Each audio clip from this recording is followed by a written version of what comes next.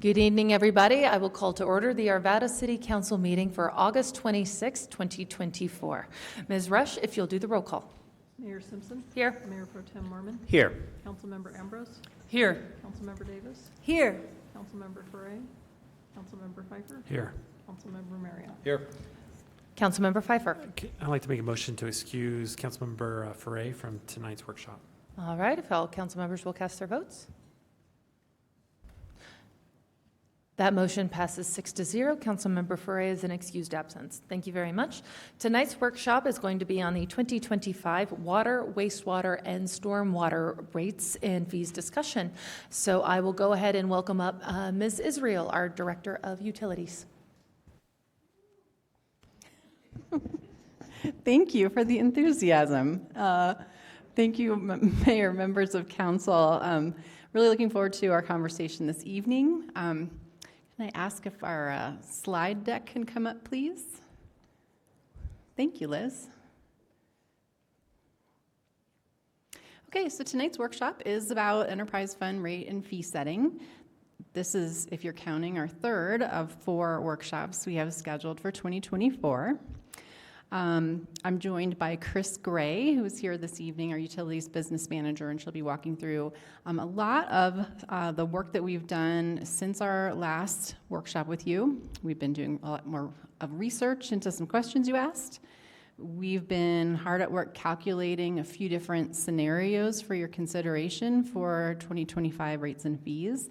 And tonight we're really looking for direction. Again, we've got one more workshop scheduled in September, ahead of 2 proposed dates to ask council to adopt ordinances that would include updated rates and fees for 2025. So tonight, if, you'll see a lot of options, but we really would like to hear from you what you would like to see us propose in a final state. We've also done some work around affordability and looking forward to presenting some new information to you and getting your feedback. I also want you to know that everything you're seeing tonight in terms of proposed budget, as we've done in the past, is designed to meet a level of service for our community. So we've talked about level of service pretty consistently the last year or so, talking about resiliency, talking about the expectations our community has for reliable water, sewer, flood control, environmental water quality services. And I'll tell you, it's not gold-plated. It's keep the lights on type of work. It's being prepared for the future. And I want to give credit to some members of our team who've helped put this together. So Debbie Baumgartner's here in the audience. She's our utility services manager. Thank you, Debbie, for your support on this. I also want to recognize Sergeant McDonald and the GIS team, Carlos Balgamut and the IT specialty applications team, Rocky Knapp from the finance team, Mary Stahl from engineering, Melanie Walter, Sam Rogers, and Jake Moyer, all from our stormwater team. This has been very much a team effort. We, again, have done our best tonight to put together responses to the questions we heard from you in the July 22nd workshop. And again, the team really put a lot of work into that. If we missed something or you want to see some more, again, we have a workshop scheduled for next month. We can return to you with that. But again, what we want to ask you tonight is, what do you want to see from us in September and October for our 2025 rates and fees? And if there is a question tonight and we don't have the answer, we'll of course get back to you on that. Next slide, please. So tonight we're going to talk about the timeline, some of it will sound familiar, for the next couple months. We'll recap our July 22nd workshop with some of the feedback we heard and a recap of discussion. I want to thank Councilmember Marriott and Councilmember Pfeiffer, who I knew couldn't make the workshop, but we appreciated very much your time to meet with us and get your feedback on that discussion. We're going to review 3 funding scenarios for each fund, A, B, and C scenarios for water, sewer, storm, and again, that's where we'll be asking for a direction. We'll go over a bit on what the enterprise fund is compared to the general fund. As a reminder, everything we're talking about tonight is individual funds that run as individual businesses. So we can't cross-pollinate with general fund. We can't take stormwater money and use it to pay for water projects. So we'll just give a little recap on that. And again, we're going to be presenting some new information and ideas that we put together for assistance programs, talking about affordability in the context of raising rates. And we'll be looking for some direction from you on what you'd like to see us bring forward. And then we've got a couple slides on education and outreach efforts to date. That was a topic that we heard from the council the last couple of workshops, and want to really highlight what our team's been doing to provide information to the public, let them know what we're doing, status of projects, and that kind of thing. So, oh look, I have the power to change the slides. Okay, so July 22nd, again, we came out of that workshop leading to tonight, where we're talking about some ranges of rates and fees. September 23rd will be the next workshop, and then October 7th and 21st are the proposed dates for first and second reading of the rates and fees, and those dates do correspond with the proposed dates for the city budget as well. All right, so without further ado, I'm going to introduce Chris Gregg, and our Utilities Business Manager, and she's going to take it from here. Chris?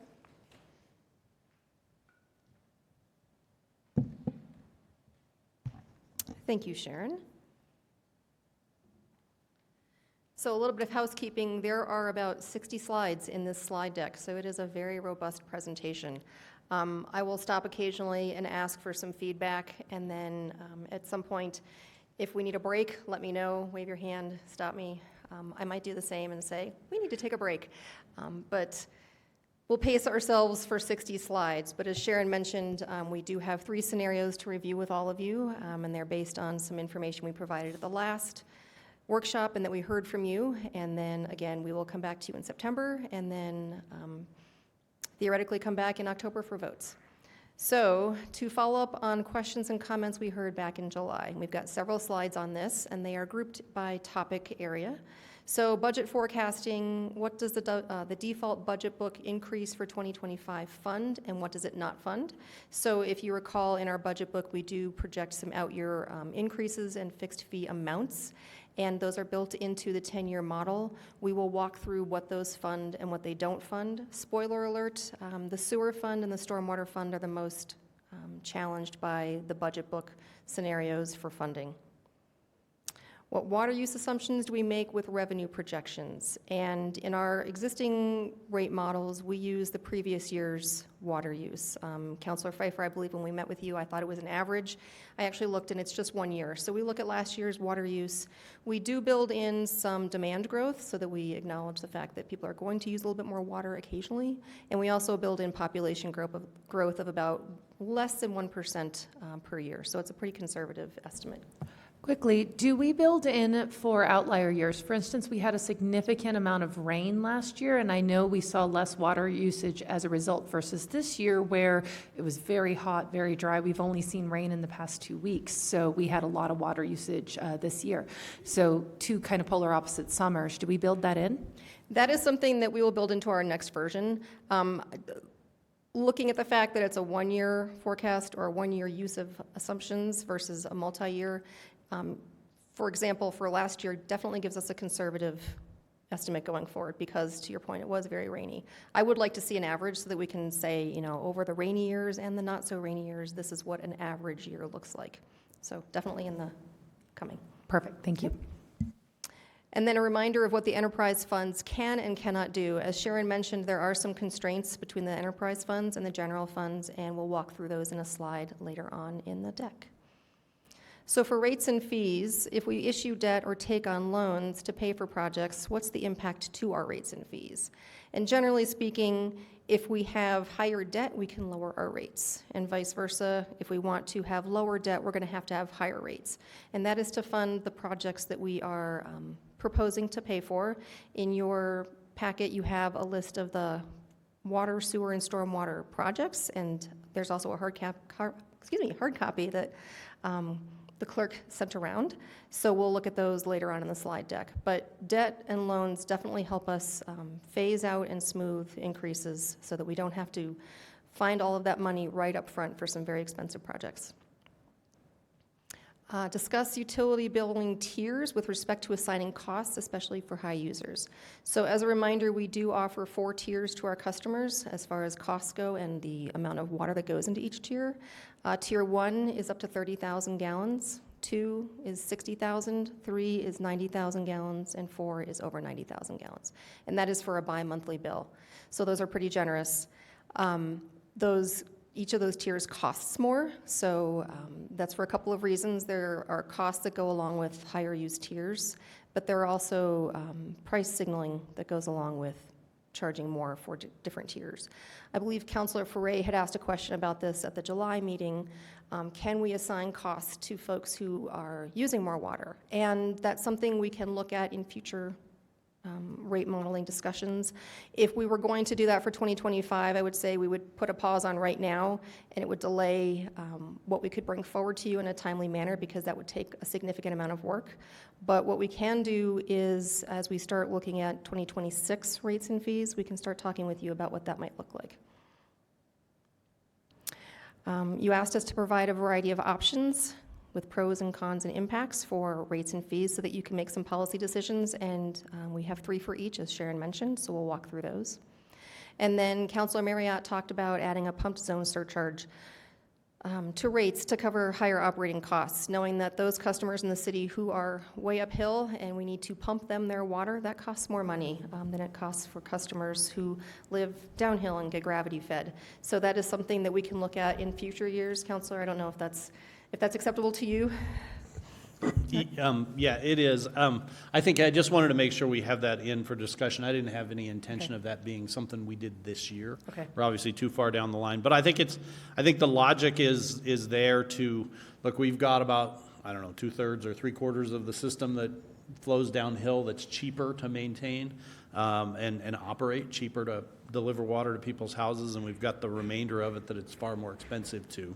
And it does seem ironic that the most valuable properties in the city are kind of getting a subsidy from the least valuable ones, and it probably shouldn't be that way. So I think it's something, I realize we can't do anything with it now in this cycle, but I think we ought to start talking about it now so that it can be available in the next cycle or somewhere down the road. And I think, for someone anybody who has a different viewpoint of that, that's fine too. But I think it ought to be in the discussion. I wanted to add one other comment on this slide before you go, talking about the water billing tiers. So I wasn't here when Councilmember Foray made that suggestion. I disagree with that. I think that we do essentially do what she's asking us to do. We do charge people more if you use more by virtue of the tiers. I think she was talking about really screwing the tiers down as a way to influence people's behavior and encourage them to do different things. But I'm afraid the unintended consequences of that are you're going to take commercial users, especially restaurants and things like that use water as part of their business, and you just increase their costs, which makes them have to increase their prices and becomes a tax on everybody. Also, it's also unfair to artificially squeeze tiers down really tight and impose hardship on people who have larger land, larger lots than those who have small lots, particularly when most of the larger lot stuff is on the east side of the city where the least affluent part of the population lives. And I think having tiers makes sense. I think we do that. I think we have very, very reasonable tiers. I think the first tier is 30,000 gallons, Yes. right? Mm-hmm. Over a 2-month period. Mm-hmm. And, my household, it's me and 2 teenagers, so we absolutely use water, and we only use 5,000 gallons every 2. So the tiers are plenty generous, plenty fair, I think, and I wouldn't be thinking that there's any meddling with that yields anything worthwhile. That I think what we're doing is good. So I would encourage us to just stay where we're at with that. Okay. Continuing on, for operating and capital expenditures, please provide some alternatives in the proposed capital improvement plan. So if there is a large cost project, is there an alternative we have researched already or are willing to consider? And we will talk about that when we get to the the CIP pages. Provide justification for any additional staff, and we are going to be requesting 2 positions for the Water Fund in 2026 and 2 in the Stormwater Fund in 2025, and we will talk about those in a couple of slides. Show where we are saving money to demonstrate our financial stewardship. So we have a number of cost-saving practices. I'll kind of group them into 3 areas. 1 is optimizing standard work, 2 is partnerships that we have, and then 3 is utilizing in-house talent instead of contractors. So for optimizing standard work, in our fleet world, we do vehicle maintenance intervals, and so what we do at that point is extend our intervals by making sure that the timing is appropriate for what we do with our vehicles. Each of the enterprise funds does pay into the fleet fund to cover those costs, so that is something that impacts the utility fund. We also reduce the cost of our water treatment solids disposal. So we do, as a result of treating water, end up generating what used to be called sludge and is now called solids, but we have to dispose of that, and so we are working with Republic to manage the costs for that.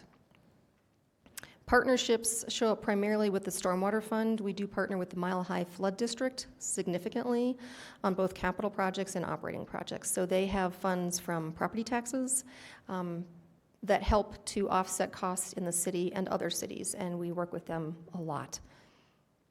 And then for in-house talent, that's showing up primarily in our engineering teams, so we do in-house design. We also have construction oversight performed by staff and not by external consultants. And then our programming for our water treatment plants, we have something that's called SCADA, Supervisory Control and Data Acquisition, which is a fancy acronym for this is the IT that runs our plants. We have a whole separate system. We do that in-house, and we do the rehab in-house instead of sending that out. Can we show a map of some hotspots? I think Councilor Davis, you had asked for this. And where does flooding show up? Where do water lines show up and sanitary sewer overflows show up? So the next slide does show a range of information. So you'll see from 2022 through this year to date where some of these activities are showing up in the city. The green is stormwater, the blue is water line and breaks, and then the red is sanitary sewer overflows. And those can be addressed by a combination of operations and maintenance work, as well as capital projects. So we will get into some of that as we go through the capital list. Our teams are very aware of what's going on and where the frequent flyer problems are and how they impact our residents. Questions about bonds and loans and debt. Can we refinance debt at lower rates? Our finance director let us know that no, that is not an option at the current time. Maybe in the future, one can hope. Can we sustainably repay our debt? Yes. So when we are proposing scenarios that show debt or loans, we are also building into that scenario the debt payments. And so we forecast rates and fees in out years to make sure that we pay those off. How much additional debt are we forecasting? That varies significantly from $0 to $100 million, depending on which fund we're looking at, and that is for 2025. So we have looked at rates and fees for the next 10 years, as well as debt and loans for the next 10 years, and we'll show you some of that in future slides. Comparing the cost of debt service payments to the cost of cash funding critical projects. There are pros and cons, obviously, to debt. I couldn't pay for my house with cash up front. I have to take out a mortgage. Similar things are true for the utility. We can cash fund a number of things, but we cannot cash fund the really expensive projects up front. We would have to start raising rates years ago and significantly just to get to the point where we have that money. And then you have your customers who were customers at the time that those rates were increased, who are paying for the full asset when people who move in the next day wouldn't have to pay for any of it. So we look at debt service as a very beneficial point to how we finance our projects. So yes, there is a cost to debt service. We have to pay interest on our loans. That can be an asset and a benefit instead of cash funding everything up front. And that's how we have run all of our scenarios. So all of the scenarios we will show to you have an element of debt where that is possible, and I will explain where it is not. Can we issue a portion of our bonds to sell strictly to City of Arvada residents? And I don't know that we have that opportunity. I will look over at our finance director and ask him if that's an option for us to peel apart some of our bond issues just for residents. So we had this question when we sold debt the last time. And unfortunately, because we're required to do a public offering, we cannot sell debt to individuals. However, we can let you know at the time the offering happens how to purchase that debt. Last time that our entire debt portfolio was purchased by one entity, and they didn't resell any of it, and so we didn't have the opportunity to sell any of that to our local residents. Prior debt issuances, they were then put out on the market, and we were able to sell them. Councilmember Marriott. So, Brian, this was one of my suggestions, and you've heard this out of me before. I always think it's a shame that, you can buy double tax exempt municipal bonds, but you can't buy it in your own hometown. And, given my involvement here, I would feel much more comfortable investing here than other places. And my suggestion was maybe not so much. I realize finances have all these Byzantine rules about them, but that we maybe even make that as a conditional thing with whoever our bond issuer is just say, hey, here's what we're looking for, and we would like, and some small amount, some token amount, or that some commitment from them that they won't place all of it just with one investor, that some of it has to go to the market or something, just to give citizens a possibility, for those who that's an advantageous investment. It's a shame that they don't get an opportunity here, I guess. So anyway, you've heard me say that before. I think it would be a really good public relations thing if we could pull that off somehow or make that conditional. I mean, maybe we're not in a position to dictate when we go out to debt, but I think we probably have pretty good customers, so maybe we are. Absolutely, and it's not something, we haven't done it, but other communities certainly have. And so we can push, for sure. Okay. Questions about sustainability. So what is the relationship between water conservation and sustainability, and then revenues from water use? And that's an age-old water fund utility question, is you ask your customers to conserve water, and then you also have to generate a certain amount of revenue to pay for the utility. So it's a balancing act. I think part of that is we have our tiers, which are priced accordingly, tier 1, 2, 3, 4. And then we also have, in the past several years, increased our fixed fees. So those fixed fees are assessed for every bill. They don't change based on water use. And we have increased those significantly in cost, but I think that's also been done in fact, I know it has, to help gain a sustainable revenue source. So when 50% of our revenues are based on water use in the summer, and we have a year like 2023, as the mayor mentioned, we really suffer for our revenues. With the fixed increases, we have a defined amount of revenue that we know we will generate. There's a balance there. You have a certain amount of fixed revenue. It's a decision by city how high we want those numbers to go, and we'll show you some scenarios going forward. Denver Water's practice is to have 20% of their revenues be based on fixed revenues. Whether that's appropriate for our city or not, we can talk about that. Right now, I think we are in the 11 to 13% of our revenues are from fixed, and it was much lower than that several years ago. So we are getting closer to a more sustainable or more reliable revenue source, but that's something that we will always be looking at. And then how are the city's climate action plans, sustainability programs, and state and federal funding opportunities related? So I will go to the next slide. The city does have our climate action and sustainability plan, which looks at many things: water, energy and land use, and all of those intersect with utility planning. There was recently a third round of engagement that opened up in the middle of August. I'm not entirely sure if that's still open, but that's something that's been put out there on the city's website, and you can see the 6 areas of potential climate action and sustainability plan initiatives, and the bottom right one does talk about water quality and conservation. Where funding comes into it, we will be looking at opportunities for federal funds in the grant and loan world that can help us with conservation and water quality where those are appropriate. But we will continue to work with the sustainability team of one right now, but she's amazing, to integrate what we're doing with what she's working on. Questions about affordability. So you had asked us to provide more assistance program options for consideration and then make them accessible to our customers. We have a slide, several slides about this towards the end of the slide deck.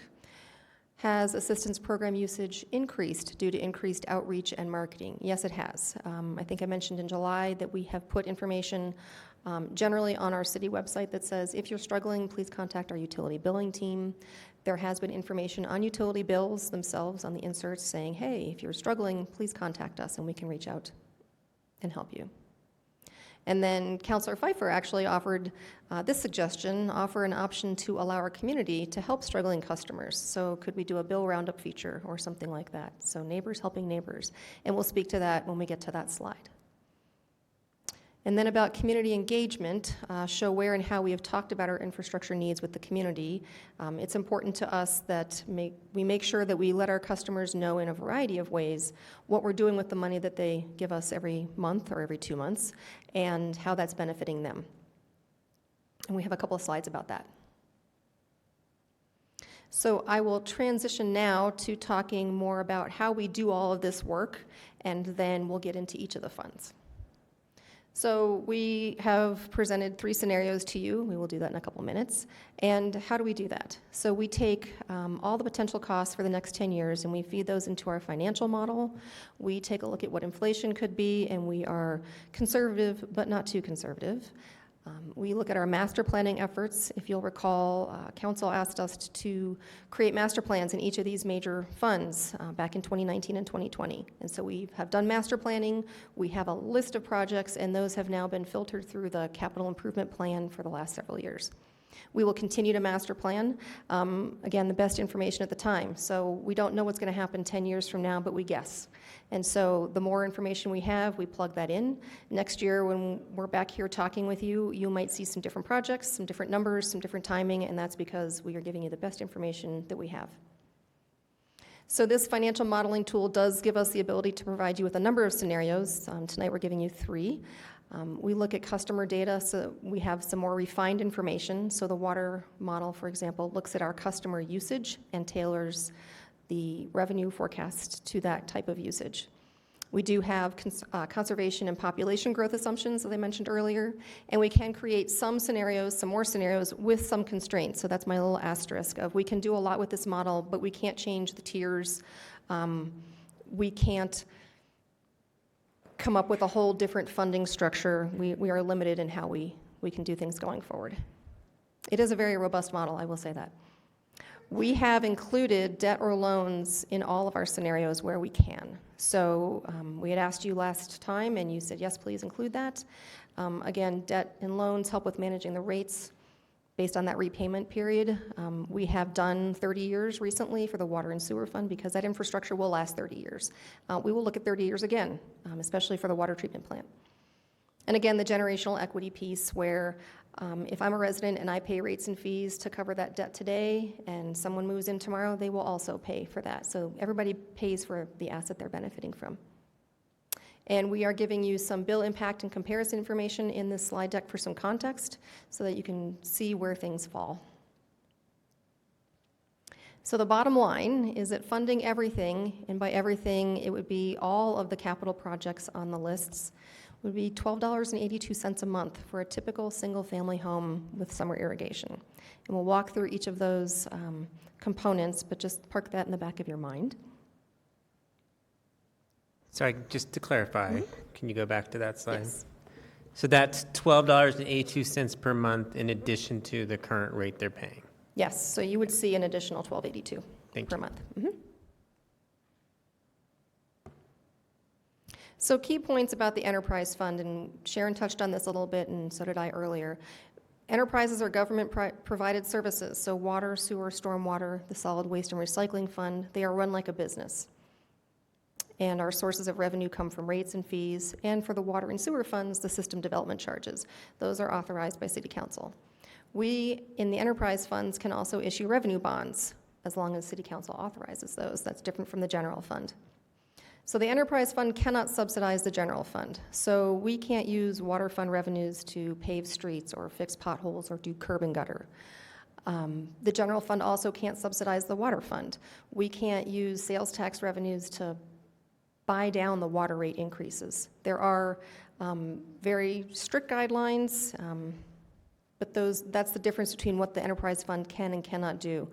I think the enterprise fund and the general fund might both wish that we could do those things, but we cannot. There are three major types of expenses for our enterprise funds. They are the existing debt service, the operating budgets, and the CIP projects. So existing debt service is our requirement to pay back our loans or our debt, and both the water and sewer fund have about a $3 million a year debt service. There is no current debt for the stormwater fund. And out years are going to be dependent upon what rate scenario you would like to take forward.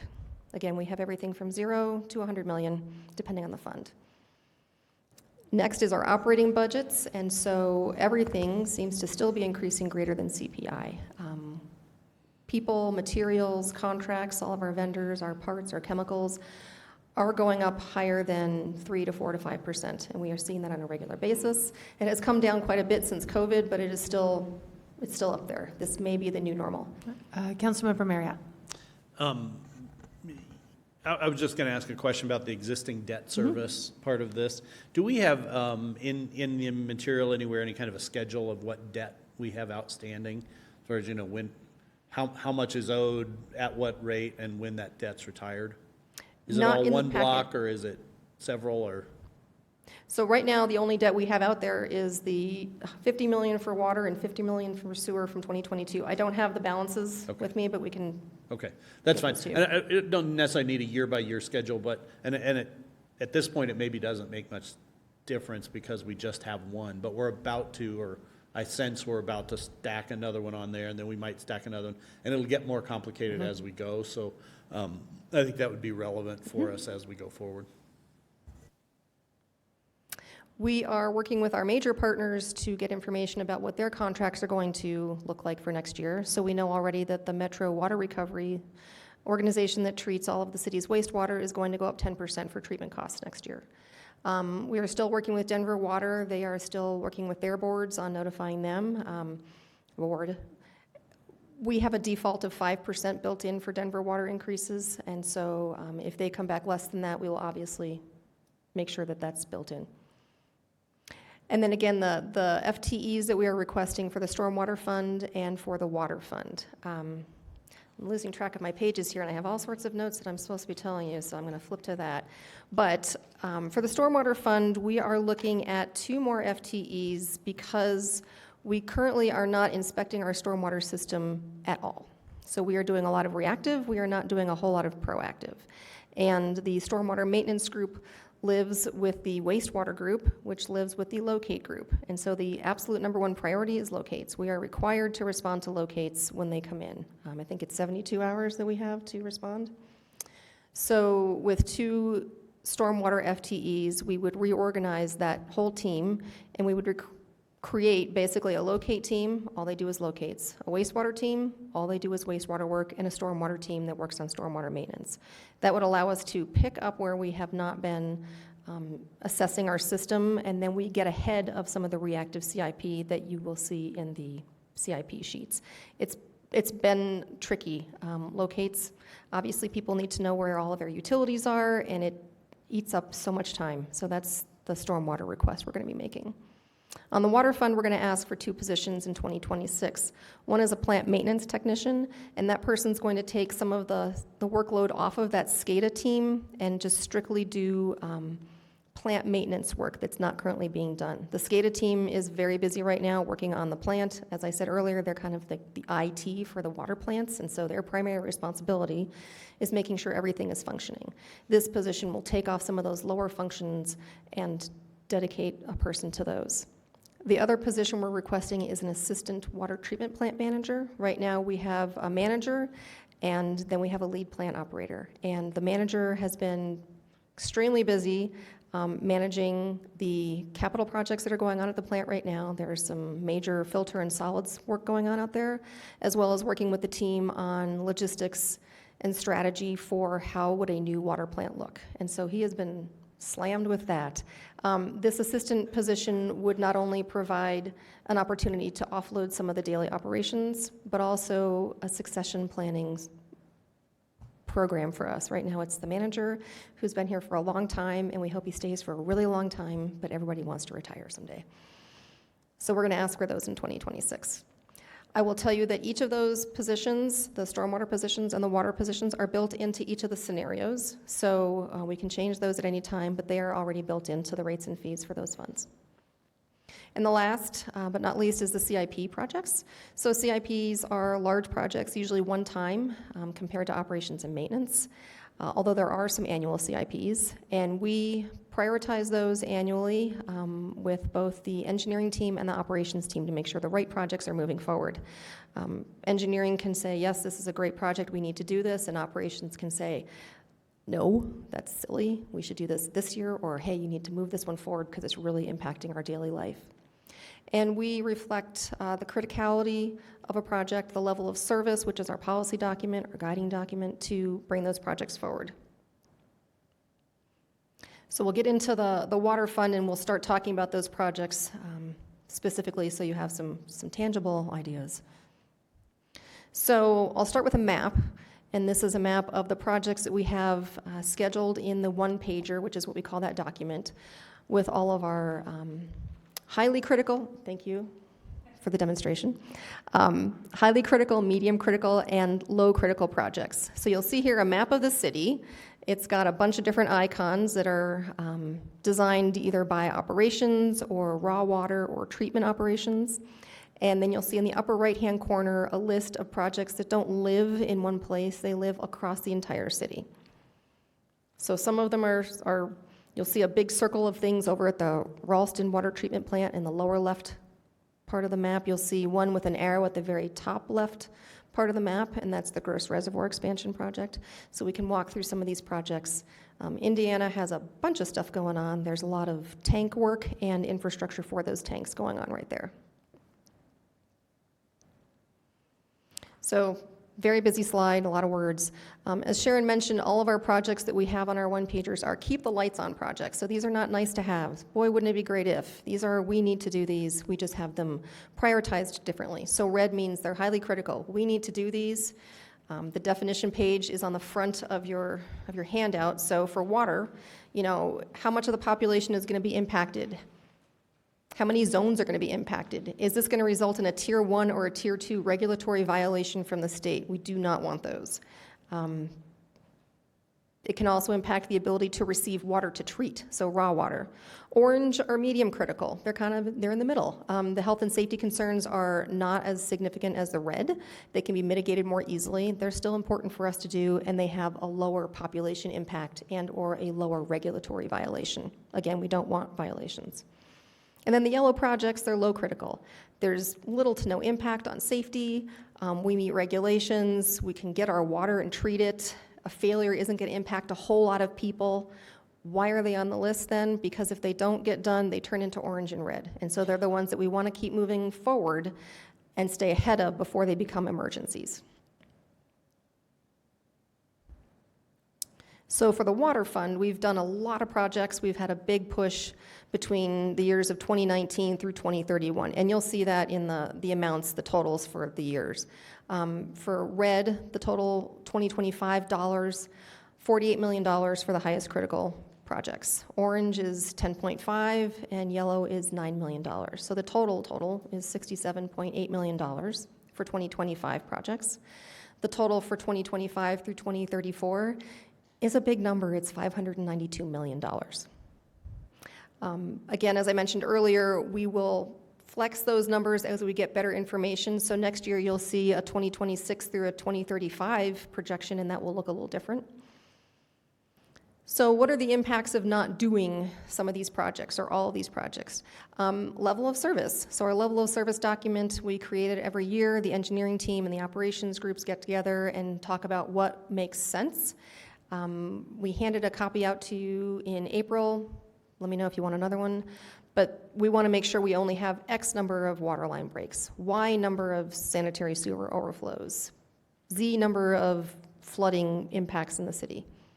We could have watering restrictions. I know that a few years ago, we actually did have watering restrictions because we had a piece of infrastructure go down. And so we couldn't pump water to a part of the city, and so we had to ask folks to only water a few days a week. That's something that could happen. We could see slowed plan development. That's especially critical in the sewer fund, where we have a lot of projects. 99% of our projects are a combination of R&R and growth. So while we're upsizing our pipes to accommodate growth, we're also repairing them. So if we don't do some of those projects, we are going to slow plan development. There's a reputational impact if we don't have a reliable utility. Businesses do like to have reliable water and sewer, and while things happen, that's something we don't want to have happen in the city, is have people worry about whether or not they're going to get reliable water and sewer service. And then, of course, inflation. If we push a project out any number of years, we're going to have to pay more for it. And sometimes that's what we have to do. It's just something for us to consider.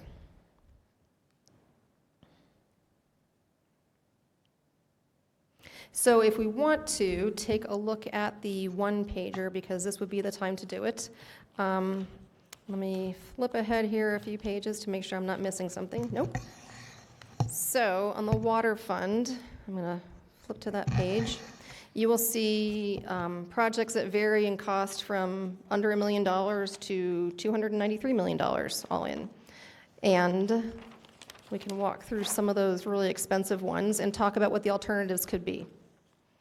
So I won't go through all of them, but if you start at the second or third line from the top, there's the Denver Water Moffett project, and that's the expansion of the Gross Reservoir. That is our participation with Denver Water. We, as a city, are providing 1/6 of the costs of that expansion project. Right now, that is $87.7 million for the next few years. We've already spent several tens of millions. We are in a contract with Denver Water to do this. If we somehow decided that we did not want to move forward with this, not only are we breaking a contract, we are also not getting the water supply that we need to meet build-out water demands. If you go down several more lines, there is a $10 million line item. That's the 2024 water line replacement project. That's one that we are currently working on. So that's a project that we have in place right now. It's not going out further any more years. If we didn't do it, we would have a number of water line breaks that we didn't want to see. So this project rose to the top because it was we were seeing either an unacceptable number of breaks or an unacceptable risk to our customers. Immediately below that is a very large project. It's the water treatment plant replacement project for $294 million, and that's over the next several years through 2030. That is the replacement of our Arvada water treatment plant. So we have two plants. We have the Ralston plant that was built in the late 60s, and we have the Arvada plant that was built actually it wasn't built, it was purchased as a package plant. So it was kind of here's a plant on a trailer back in 1982. And that is the plant that is actually doing worse. It is aging out. We cannot fix this plant. We have to build a new one. Why do we have to build a new one? Why can't we fix it? We are not meeting we are having violations on this plant. So we just had a violation for the Arvada plant. We are working with the state to figure out how to address that going forward. But until that plant goes away, we are going to be on their list. Not the end of the world. We can still meet our demand, but we have done, as a city team, a cost-benefit analysis to say, is it worth it to put more money into the existing plant, or is it worth it to build something new? And that analysis comes back with, it is worth it for us to come back and build something new. So we are not only looking at a plant that will serve us year-round. The Arvada plant does not reliably have that capability. It also provides us that resiliency that we're looking for our city. So that's a very large ticket item. That's a once-in-a-lifetime build, you would hope. They last 50 to 75 years, new plants, and so we are in the middle of working on that right now. The line item directly below that is to buy the land for that project. We have narrowed it down to 2 sites. We are in negotiations with one of the landowners to purchase some property. Again, that was based on a cost-benefit analysis and a site selection process that we did, and came up with a couple of options. What we would like to do is come back and talk with you about this project specifically in a workshop because it is such a large ticket item. So that is something that we would probably like to do, I don't know, fourth quarter, and come back and talk to you specifically about this because it is so large and because it is once in a lifetime. Thank you. Mayor Pro Tem Mormon. Thank you. I appreciate the possible discussion of that more in depth because I'm sure we'll have a lot of good questions. But just based on this line item for the land acquisition, can you speak briefly to why we can't use the current land it now sits on? Yes, and I might reach out to Sharon for a little bit more information because she's more in depth with this than I am. We came down to the existing campus and another property. The existing campus has some site issues that would be difficult to build on, not impossible, but also would limit us in the future for other building options. And this is where I'm going to phone a friend. Thank you. You can go to arvadasitingstudy.com and read lots about this. Our team evaluated a number of sites across the city and area, including the existing Arvada site. There are two main reasons that we are not recommending moving forward with the same site. One is it's the base of the dam. So it's in the inundation area. If there were to be a dam, even not a failure, but just some other kind of flaw that puts it at risk, we don't want to be there. The other is that the two top sites are higher in elevation, so they give us slightly better hydraulics as far as Councilmember Marriott mentioned earlier, pumping versus gravity feed. We do pull water from the further west of the reservoir, and so by siting further west, we could get by with a little bit less pumping costs. So, Great, thank you for that. absolutely. Thanks, Chris. Councilmember Marriott. I have a question just about this slide. So this shows us the expenses proposed for 2025. Give us an idea on what the water revenue is for 2025 so we can kind of see what the net is there. Water revenue is going to be, and I think I have a slide about this later on, in the $48-49 million range. Okay. So the net difference there is about $60 million between Yes. this and that. Okay, Yeah. that's fine. Thank you. Thank you. Please go ahead. I was just going to say, I apologize, I jumped ahead and I'm talking about the one-pager, so I will also speak more to this slide. So I actually had a quick follow-up on the site selection. So if we were to move forward with building a new, in some years' time, once that new site is fully operational, what would happen to the existing site?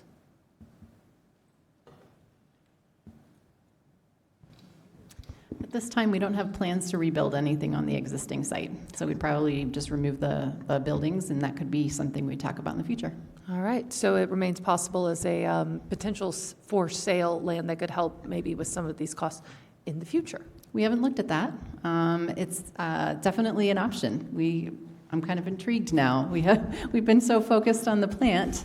We can come back to you with some ideas on the existing land. It is clearly not a rush. All Okay. right, Councilmember Ambrose.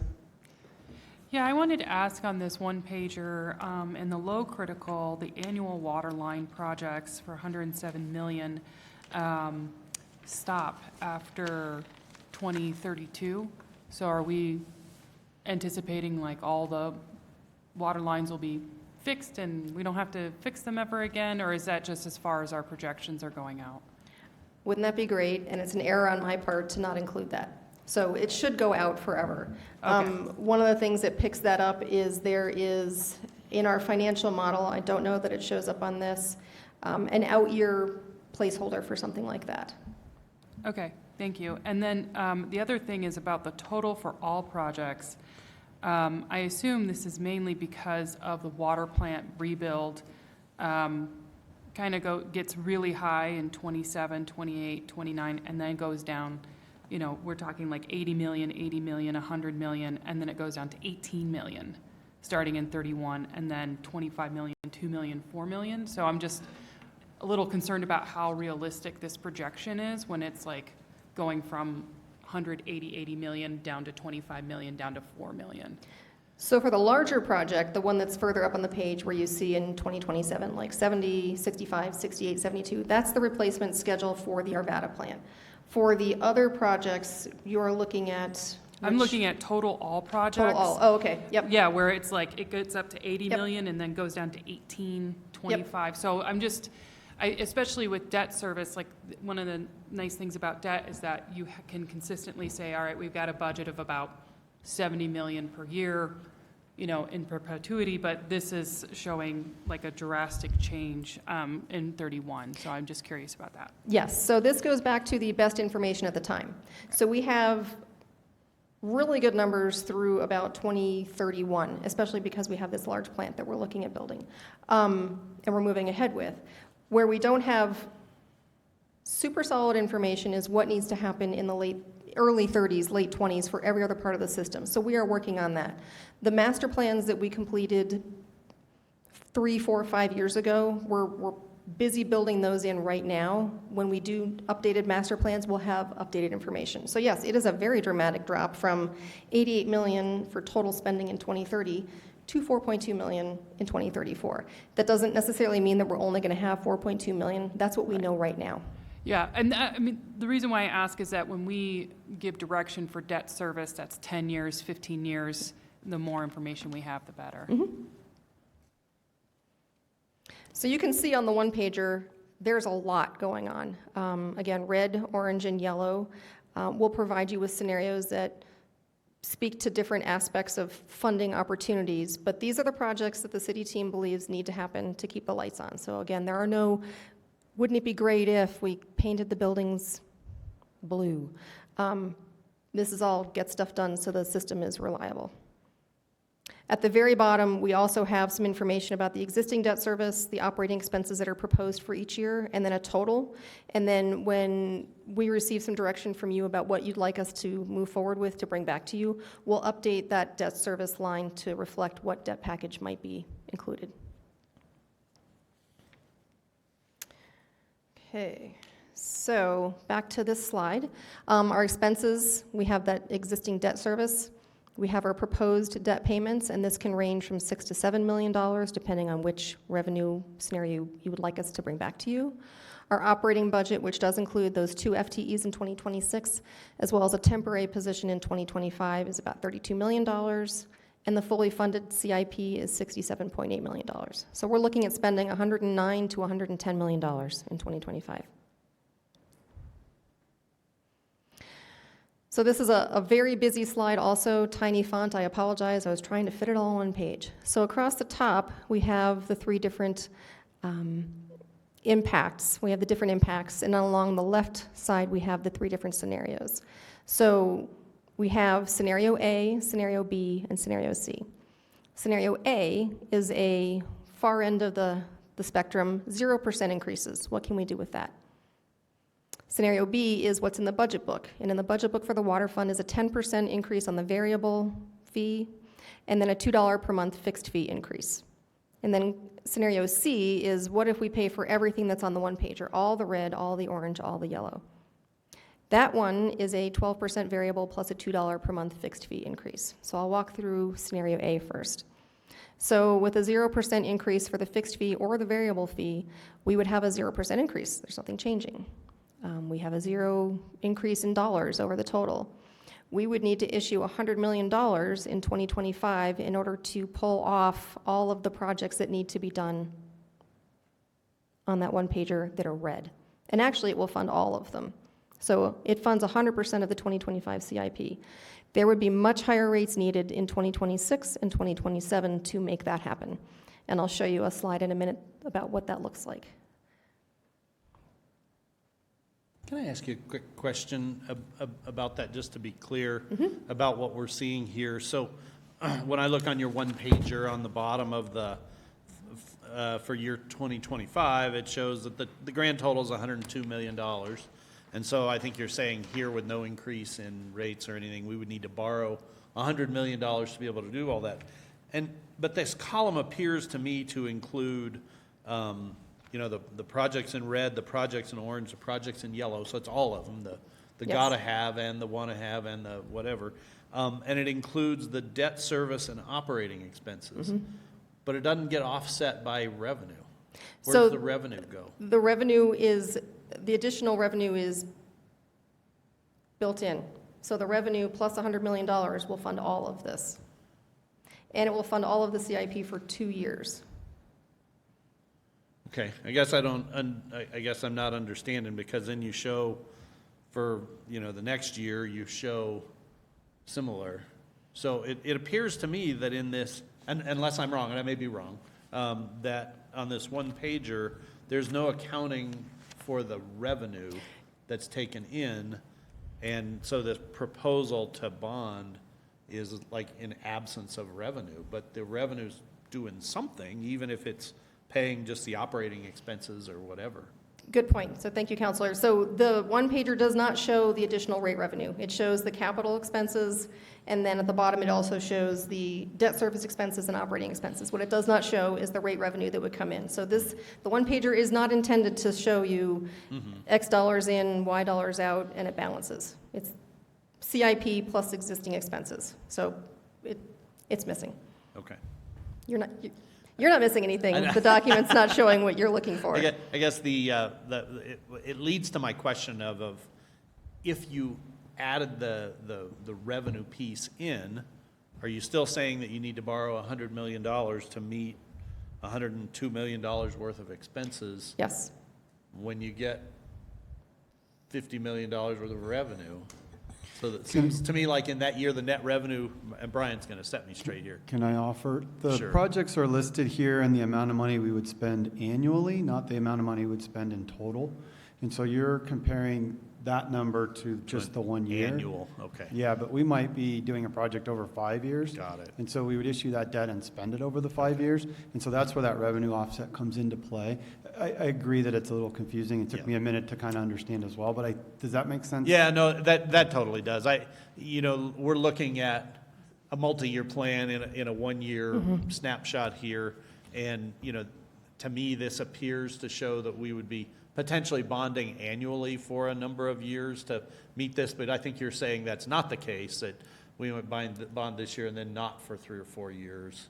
By the time you work the revenue into it, it might be some amount of time before you'd go for the next opportunity to bond. Is that correct?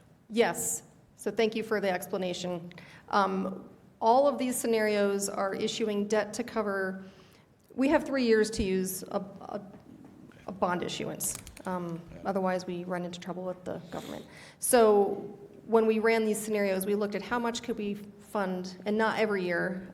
We are looking at right now every other year. So you'll see a slide that shows water fund scenarios with every other year, 100 million, in this case, 170 million in 2 more years, because we're doing a 0% increase.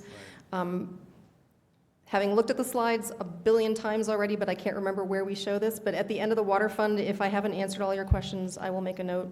Sharon will make a note that we will come back to you with that full picture. No, I think that makes sense. And, just from back of the napkin, if you put $100 million over 2 years of Yeah. operating income and added that to $100 million worth of borrowed money to satisfy $200 million worth of Yep. total costs, and that essentially starts to line up. So Okay.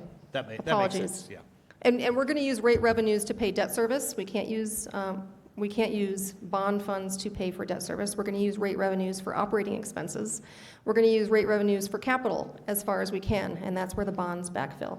Right. So the bonds are going to pay for not only the R&R projects that we have out there, so our annual water line replacement projects, our water treatment projects that are R&R, not replacement. System development charges are going to pay for things like the gross reservoir expansion. That is 100% growth related. So scenario A is 0%. We can fund everything in the 2025 CIP. We're going to be issuing a lot of debt potentially, and we're going to need higher rates to pay not only for the debt service, but also for the out-year CIP.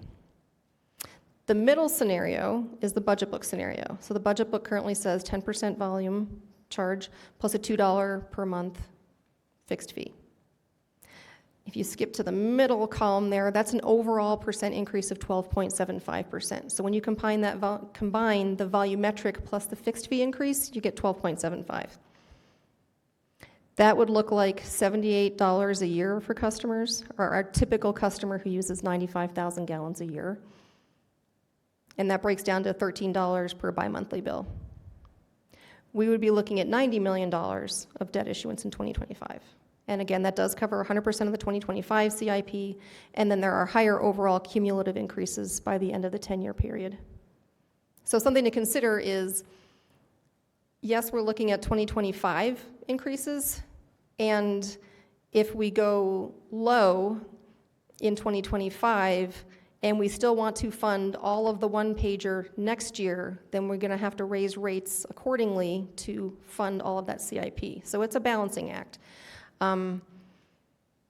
Something to keep in mind. So cumulatively, at the end of 10 years, it might be higher, even though we have some different rates in there.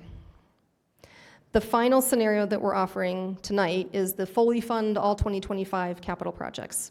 And so that's a 12% variable plus a $2, which is 14.8% increase.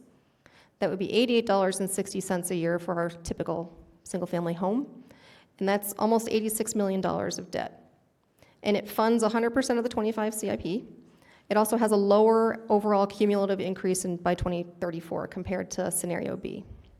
So if one were looking at this, one could say, well, if we're funding 100% of the 25 CIP in the budget book and the fully funded scenarios, let's just go with the budget book. And that's an option. It just has a different impact when you look at out years. So a lot of information. Councilmember Davis. Yes, thank you. Thank you for this. This is exciting. I'm the only one that gets really jazzed about this. I want to make sure that I understand now is when you say plus $78.15 a year, is that $78.15 more than what they are currently paying? Yes. Okay. Okay. Councilmember Pfeiffer.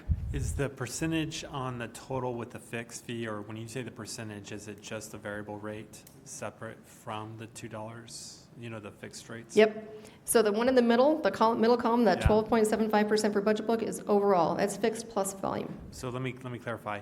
So on your first column where you say at the very bottom, option C, fully fund all 2025 capital projects, 12% variable increase. Is that 12% on the variable rate that we have today, Yes. not including the fixed No. rate? Okay. So we're not putting a percentage on top of a fixed fee. The fixed fee is the $2, so that's an additional $2 from what is existing. So scenario C says we're going to charge 12% more for how much water you use and an additional $2 per month for the fixed fee. Okay. All right. Thank you. Would you quickly be able to tell me the difference between, for instance, scenario A, you have a line here, much higher rates needed in 26, 27 to fully fund the CIP. Conversely, line C is lower than B, but then B, you give us an idea here about what those rate increases would be. Are you able to tell us what we're looking at 26, 27 if we choose option A? Yes, I am. Let me make sure that that's the next slide. It is not quite the next slide. It is coming in 3 slides. I'll be patient. Okay.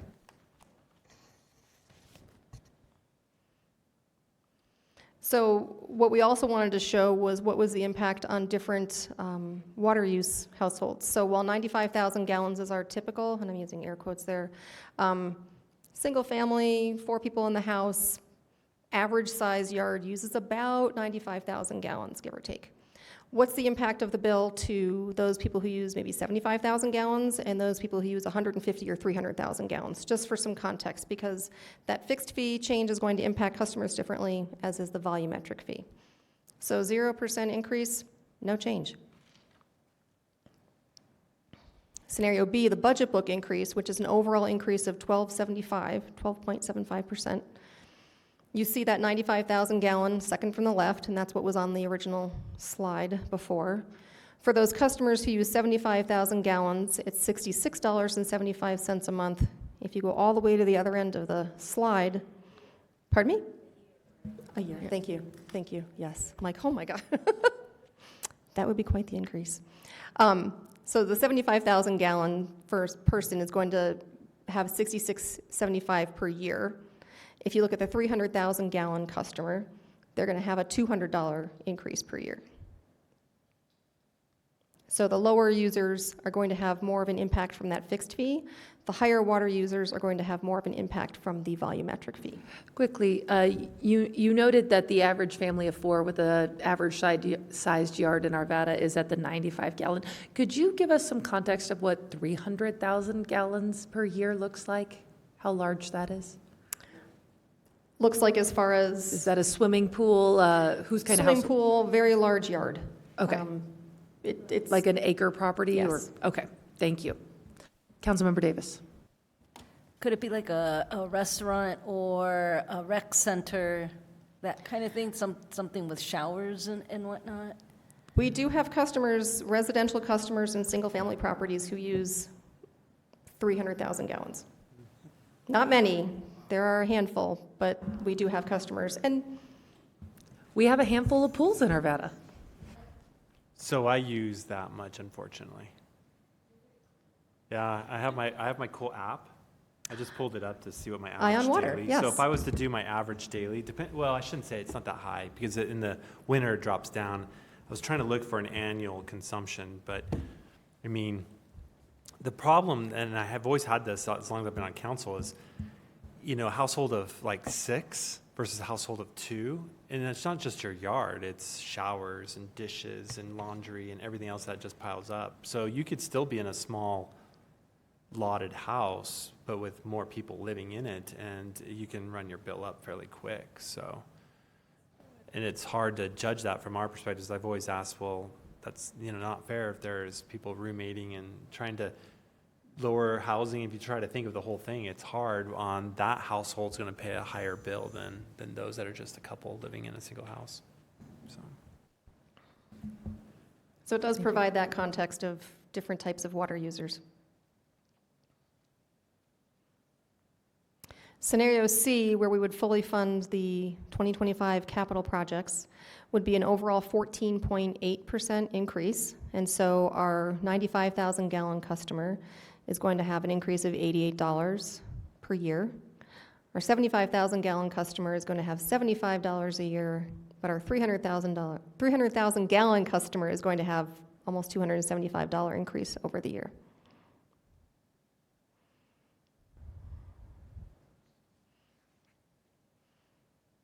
So revenues, this might answer part of your question, Counselor.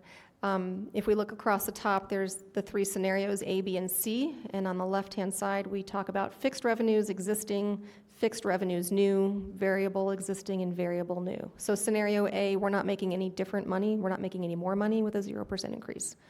So we have about $4.7 million of fixed revenues, about $40 million of variable revenues. The fixed revenues are going to stay the same across. We have the same fixed fee increase for scenario B and for scenario C. The only change is that for scenarios B and C, we're going to make about $967,000 in additional revenue. Variable revenues existing, $39.6 million. Under scenario B, we'd make almost $4 million more, and under scenario C, we'd make $4.8 million more. So that shows you a little bit of how that increase is going to change things.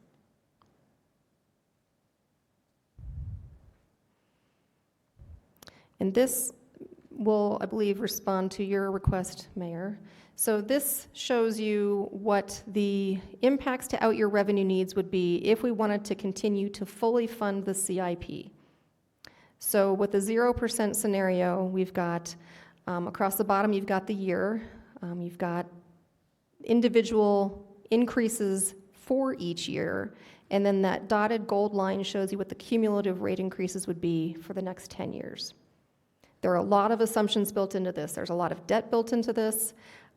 Again, fully funding the CIP, but we would go from a 0% in 2025, we would need a 20% and a 19%, 11.511, and then we could jump down in 2030, which speaks to Councilor Ambrose, part of your pointing out that, yeah, the CIP really goes down a lot. Well, then we don't have to pay as much.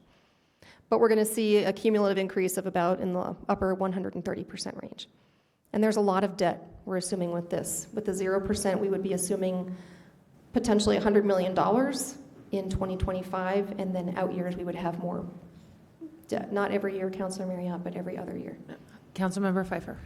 Is this 14.5% on this? Was that what we approved last year? Pardon? It We was, did 14.5? that was the cumulative, that was the overall. We spoke to it as 12% for volumetric and $2 per Okay. fixed. That's the total all in. Okay. Well, I just want to encourage, keep this graph going. I think for historical reasons, we probably need to, this is a journey that we're going through, but just capture the years as we keep going, even in the past. Just don't go 1 year, because I think it's important in future councils to see some of this history, not only in the 0%, but fiscal year 23, 24, 25, 26, because it's going to take us, it's a generational project, all these are, and we need to document this journey and really try to hold ourselves, future council, to make sure we're not always staying on this steady increase of year-over-year increases. So I'd like to see us get back to the 3% eventually. But no, this is good because it does show the value of doing some increases for next year. So we're not seeing a 20 or 19% increase. So I like this graph. I'll second that. I like this graph. It would be good to see the historical, because this has been an issue we've been looking at for a few years now. And into the future, to Councilmember Pfeiffer's point, even with a 30-year scope in 20 years' time, it would be good for the generation from now, when Gen Z and Gen Alpha are sitting up here, to see the work that we did when we did all these capital improvements. And then in addition, to know what they need to do to future fund so that they're not running to play catch up, much like we find ourselves currently today. I will say that part of the exercise that we do with this is we look at what it takes to fund what we think needs to be funded in each scenario, but also look at out years. What we want to avoid is raising rates so much that we are now over collecting, because it is a 0% on a 14.5%. It is a 20% on a 0. It's a 19 on a 20. So it has cumulative impacts. And so we want to make sure that at the end of 10 years, we're not asking you to raise rates so much in the early part of that time period that in the out years, we are raising more money than we need. There is a balance there, and that becomes somewhat of an issue in the stormwater fund because it's so small. But the water fund has a lot of needs. We are looking out for that. So please know that we are trying to make sure that, it's not just like, oh, hey, next year, we'll figure that out next year. No, we're looking at 10 years to make sure that we're not putting ourselves, my future self does not want to look back at today and go, thanks a lot. I want to make sure you all have the ability to do the same thing. So that's scenario A, that's 0% in 2025. Scenario B, slightly different. This is the budget book, so 12.75% overall. It's more smooth. It does have a higher cumulative debt package. And it's also assuming less debt. So to go along with scenario B, we are looking at issuing $90 million of debt, but 403 over the next 10 years.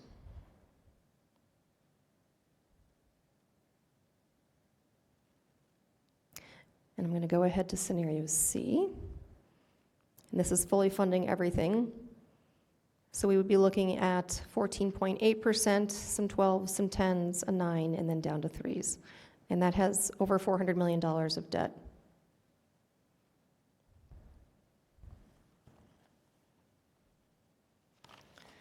So if you look at all of this in the context of what our debt might look like, scenario A is in blue, scenario B is in green, and scenario C is in maroon. So we're issuing the most debt with a 0% increase, potentially, and the least debt with scenario B. Mr. Archer, a clarifying question. Do these totals include the interest that we are expected to pay on the debt? These amounts are just the principal issuance of the debt, not the repayment schedule. But then I could reasonably assume that scenario B then leads to the least amount of interest paid on the debt by our taxpayers. I think it's actually scenario C, correct?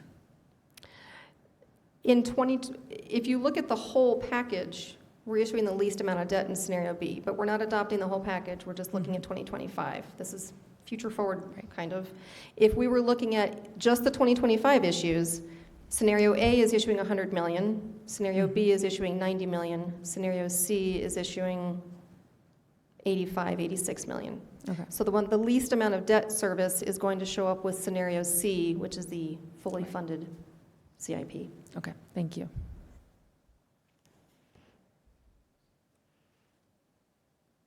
And then if we look at the comparisons with our neighboring utilities, across the bottom you have the utilities themselves, and on the y-axis you have the annual bill amount. You'll see the Arvada proposals, A, B, and C, in maroon, and they have a box on the name at the bottom. The 0% scenario A is the lowest impact to customers, and then scenario C is the highest impact.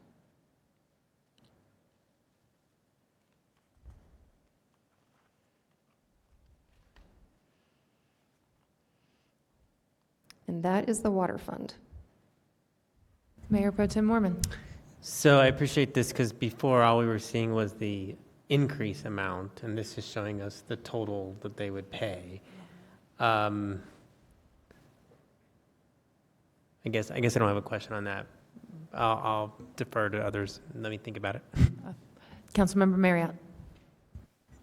Yeah, so if we're here to the point in this where you want our guidance on what to do here. So a couple thoughts. So this one pager is clear in probably the need and the justification for having a pumped zone charge that we probably need to start sooner rather than later, the practice of charging people what their water actually costs and not equalizing it amongst everybody. Second is, in looking at this whole matrix with all these projects and stretched out for 10 years, I think you guys have done a ton of work, and I suspect you can do all this, but I also suspect that somewhere in this matrix there will be things that get pushed out a little bit, that, you know,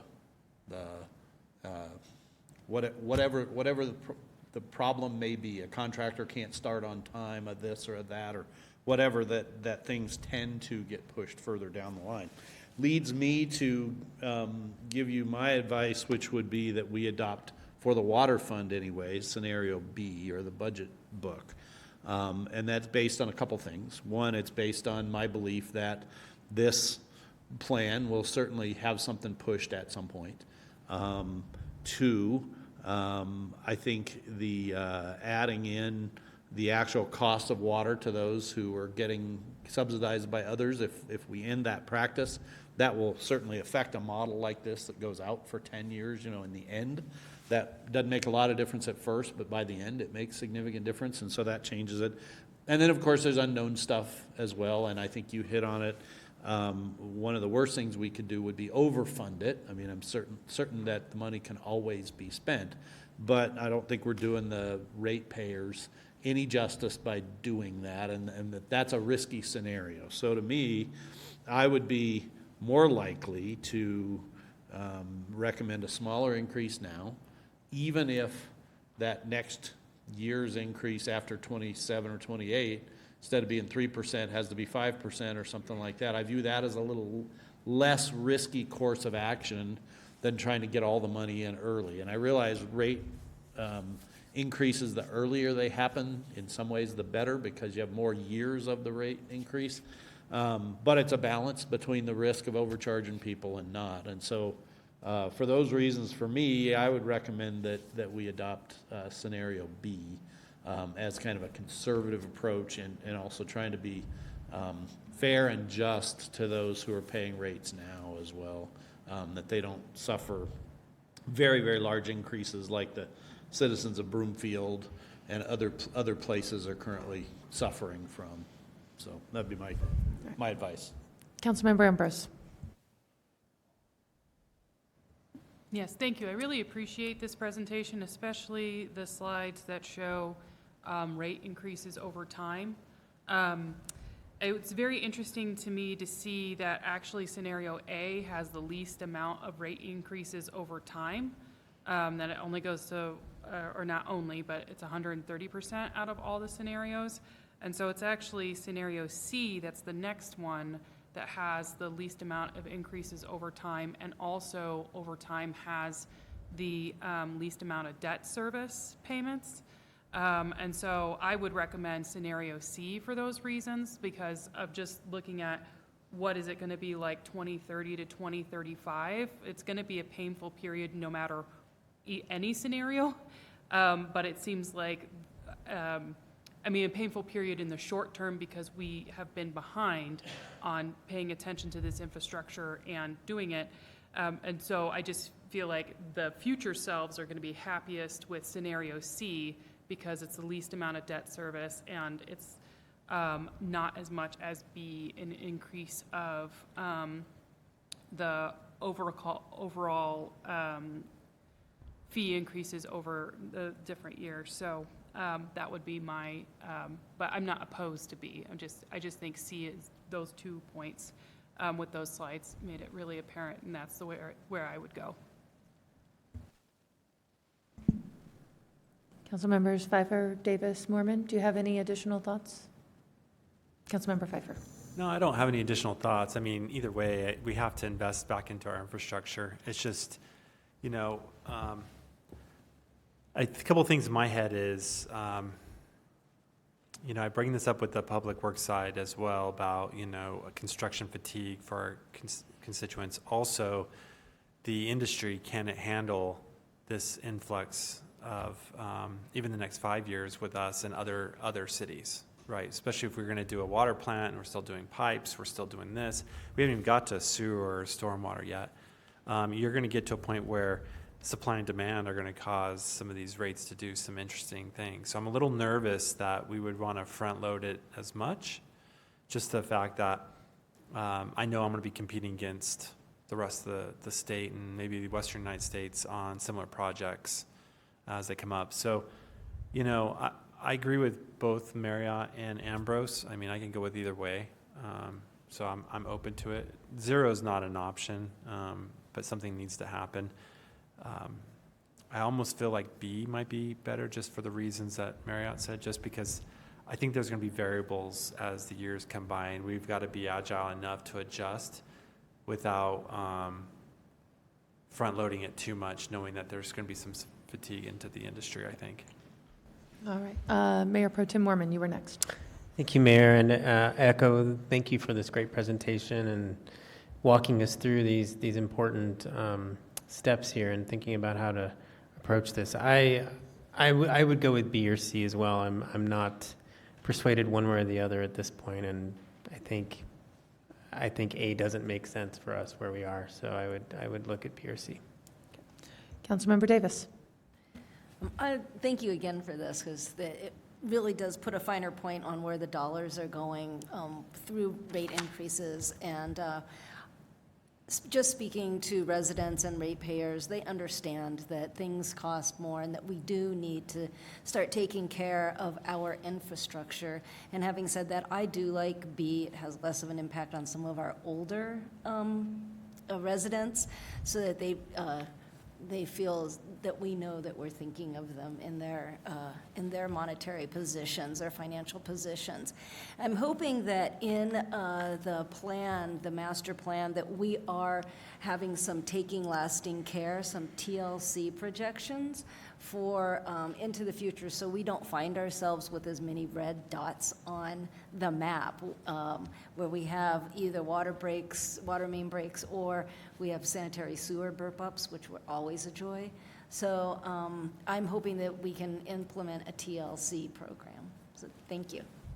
Thank you. So like my fellow council members, I don't feel that scenario A is the way to go, and I could accept either scenario B or scenario C. I was actually leaning more towards scenario C for a few reasons. One, directly to Councilmember Pfeiffer's point, if there does become a sort of capital improvement project war where we're competing with the state, Broomfield, other municipalities around, we can always shift our projects, but if prices tend to increase, as we've seen them do since really 2020, it's better to not have to go back to the residents and have an even more dramatic increase at that time. That concerns me. We would already be a little bit ahead of the game if we went with option C. Moreover, with option C, more of that principal gets put directly into our infrastructure and less goes on to interest for the debt, which we consider every taxpayer dollar here. So that's one of the things I think about is, simply put, it's one of the most, it's the least putting it back into the economic system. It's most of it going into our infrastructure system is why I like scenario C.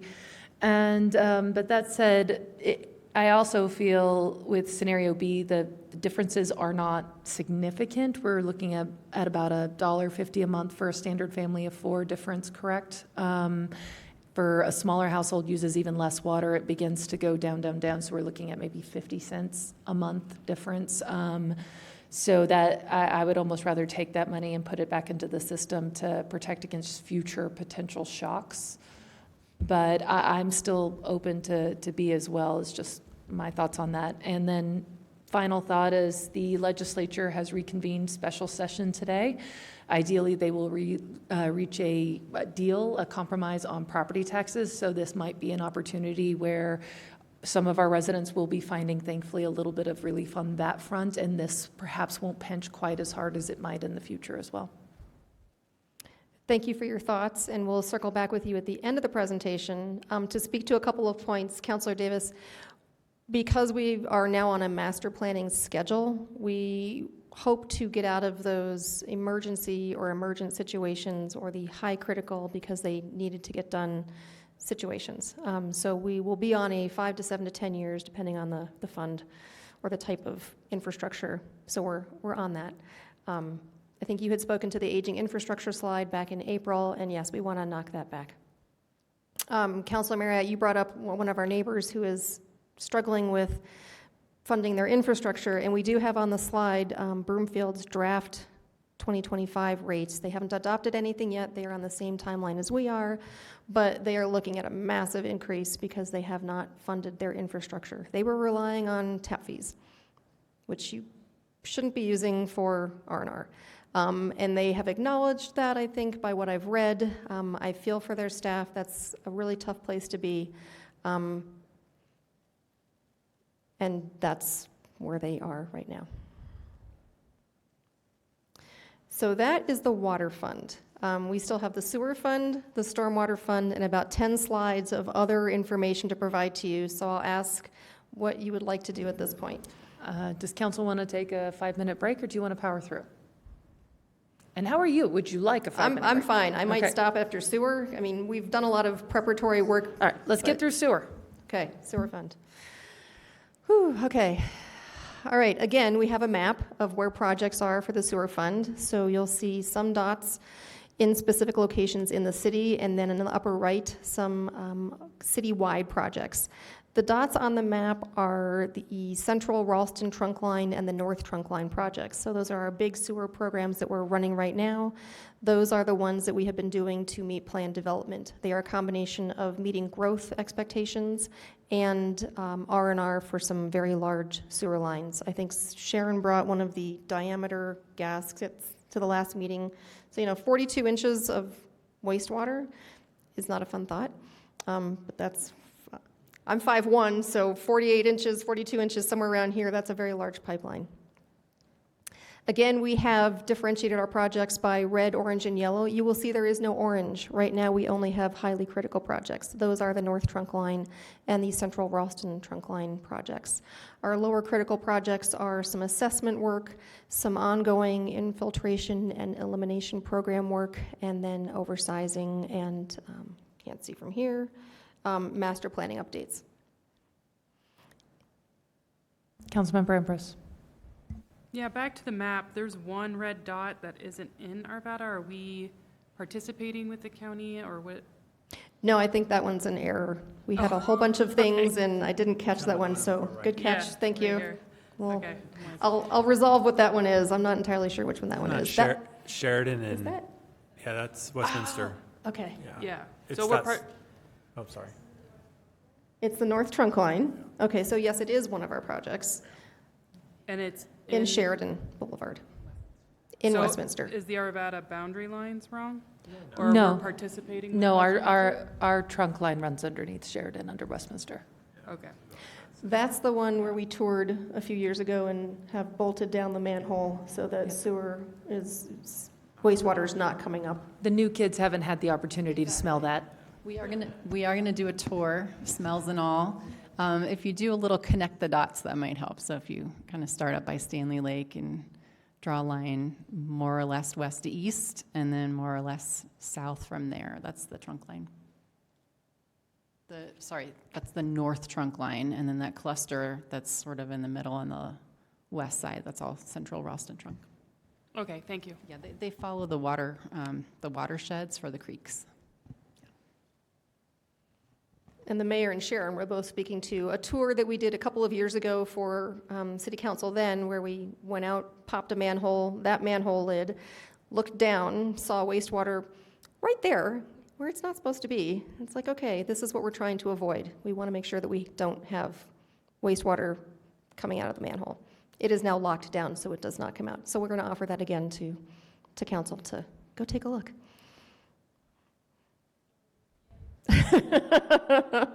The fun you never knew you'd have. I mean, that makes sense that it's like part of a whole system that goes along our border there. I was just curious about the one dot not being in our borders. Fair point. So again, same criteria for our one pager for sewer. This is all keep the lights on. Again, we don't have any orange projects. If we walk through the one pager, it's a shorter list, much shorter list. You'll see the acronyms for North Trunkline, NTL, Central Ralston, CRT. There are different phases, and they are on a tight timeline. So you'll see that those end by 2028. When we walk through some of the scenarios, there will be some impacts to how we keep those timelines, whether we can stay on them or not. But right now, this is the planned deliverable for those projects. The yellow, again, those are low critical. We would like to get them done. We want to continue our sewer system replacement program. We want to look out for infiltration, eliminate that, because the more water that gets into our system that we don't generate, we pay for it. So let's not have to pay for things that we didn't put in the system. Again, to Councilor Marriott's point, we don't have the revenues showing up on this, but we can show that in a future slide, and then when we come back in September, we can show the money in, money out, so that it's easier to understand.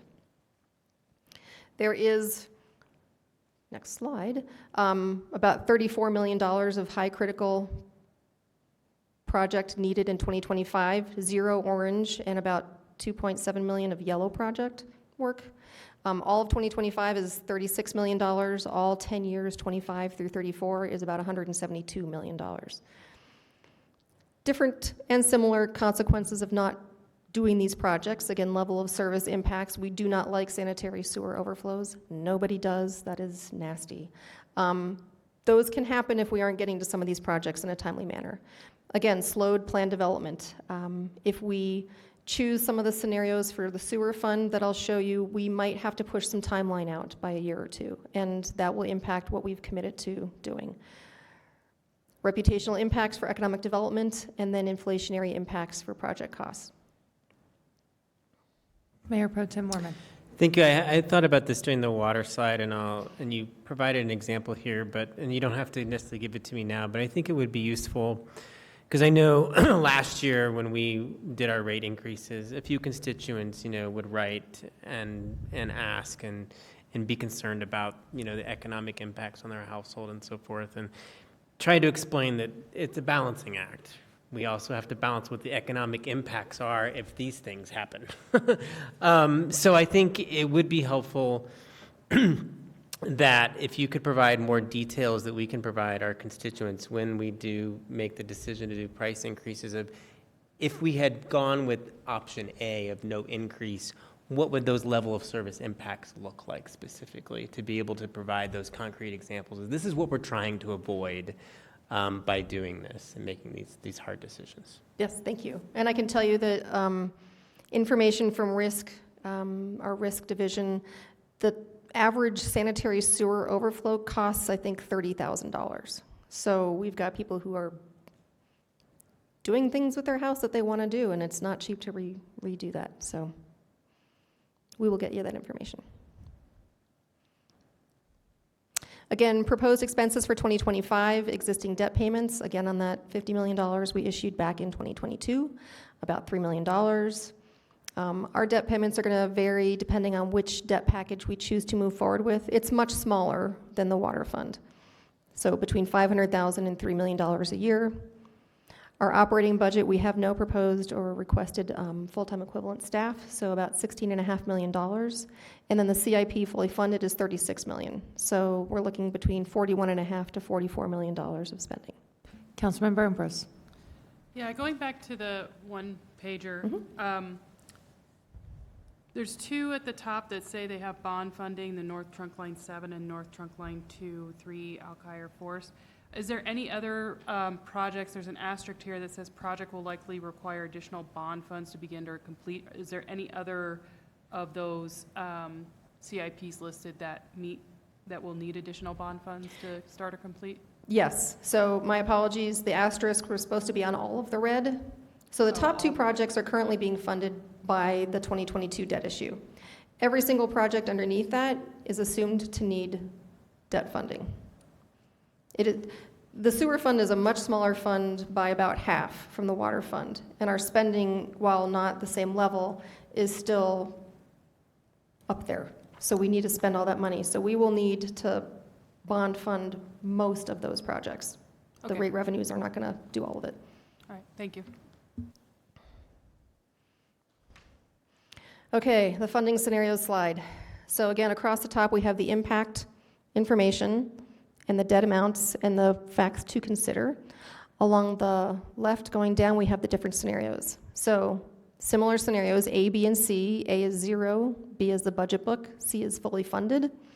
The one difference with the budget book scenario for sewer fund is that instead of a $2 a month, this should say $1 a month. I copied it over and did not change the dollar. So it is 10% variable plus $1 a month.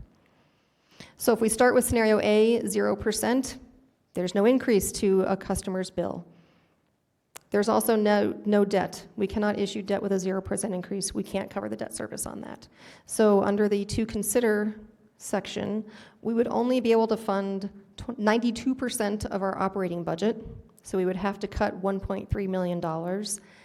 I don't know where we would cut $1.3 million. Our largest expense is to Metro. That is about $10 million a year. We are contractually obligated to pay that. $1.3 million would likely, I'm not even sure where that would come from, but if that's a scenario you would like to move forward with, we can certainly come up with some ideas of what that would be. In addition to having to cut operating expenses, we would have to defer 20% of the 2025 CIP, so about $6 million. So we would have impacts to that delivery schedule for that plan development. So 0% is a difficult one to consider, perhaps.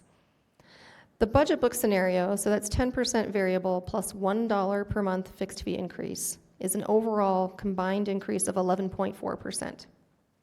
We would be able to issue $7 million, and that would pay for 2025 and 2026 CIPs. We can only fund, in theory, it would pay for that much. We could only fund 91% of the 2025 CIP. So what we do is defer the remaining 9%, about $2.7 million, to 2026. So we would have to push projects to 2026, which would again impact that planned development delivery.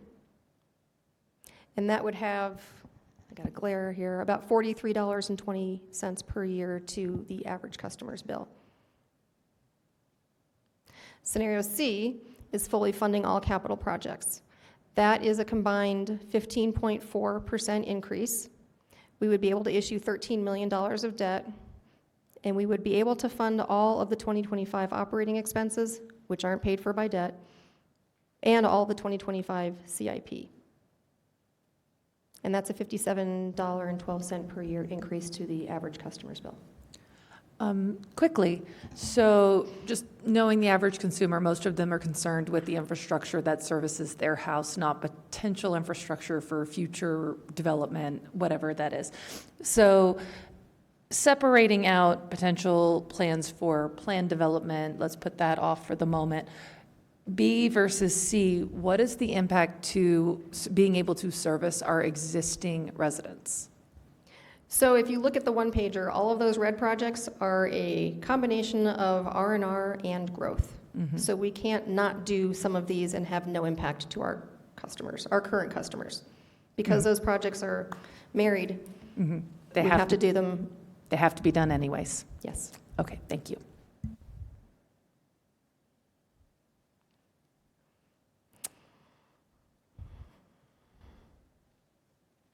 Okay, so moving on to this slide, which shows scenario A, what do cumulative impacts to out-year revenue needs look like? The rates would be a 0% in 25. We would need to follow that by a 27%, a 20%, an 11%, and then we would jump down to 3s. And that is to recoup what we weren't making from rate revenues or the ability to fund debt in 2025.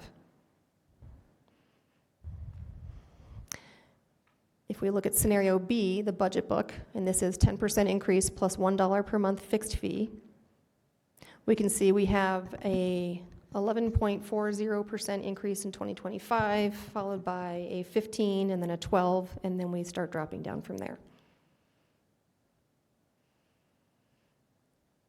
And then scenario C is a 14.5% increase plus $1 per month, which is a total of 15.4%, followed by a 14, a 10, a 10, and then we drop down from there. Sorry, could you go back one side and just, thank you. Okay.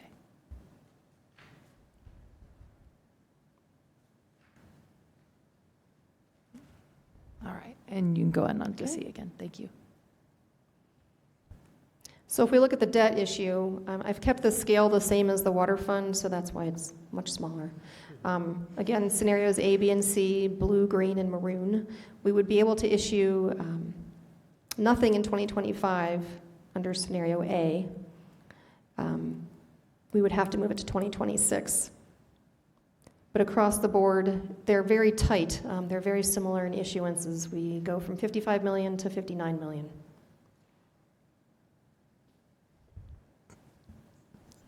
Councilmember Pfeiffer. So on scenario C, you just say fully funded. You didn't put a percentage or a dollar. I mean, you say $1, but what's the percentage on scenario C? 15.4 total.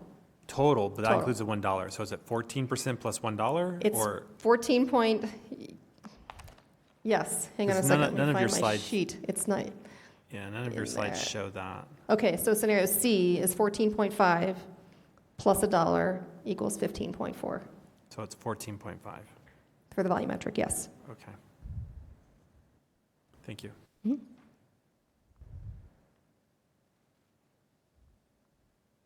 And again, in comparison with our neighbors, you can see this is for an average single-family home or a typical single-family home uses about 4,000 gallons of wastewater per month. You can see Arvada's 3 scenarios in maroon. The average bill is about $406 a month. And a reminder, this is comparing our current 2024 bill with everybody else's 2024 bill with our 3 2025 scenarios.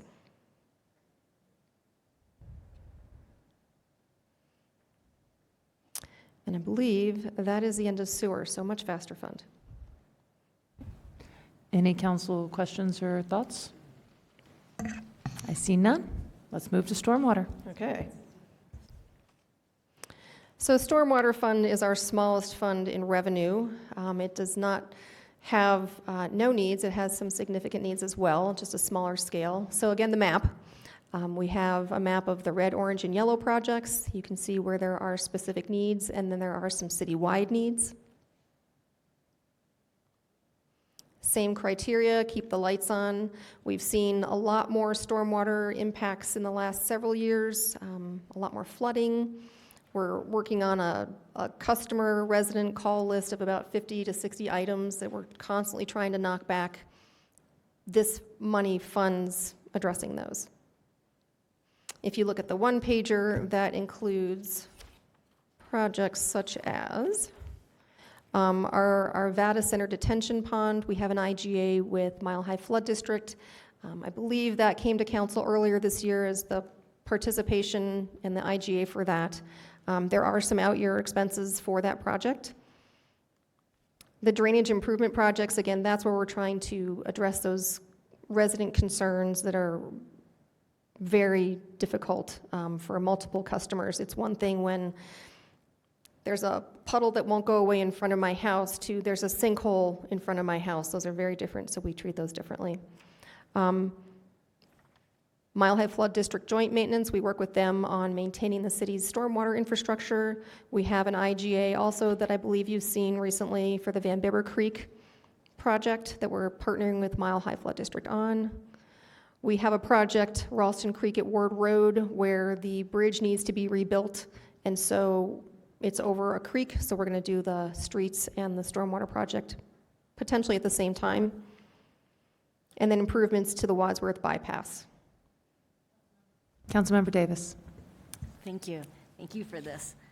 So for the drainage improvement projects, are we also going to consider when, in the winter, I mean, we're talking about flooding, but in the winter when things puddle or back up, and then they freeze and they don't adequately thaw during the day, and then they freeze, and then we just end up with ice skating rinks in parts of the city. Have we identified some of those? Because those do happen in older parts of the city where the drainage just can't keep up. I am not aware. I'm going to look to Sharon to see if you can speak to this.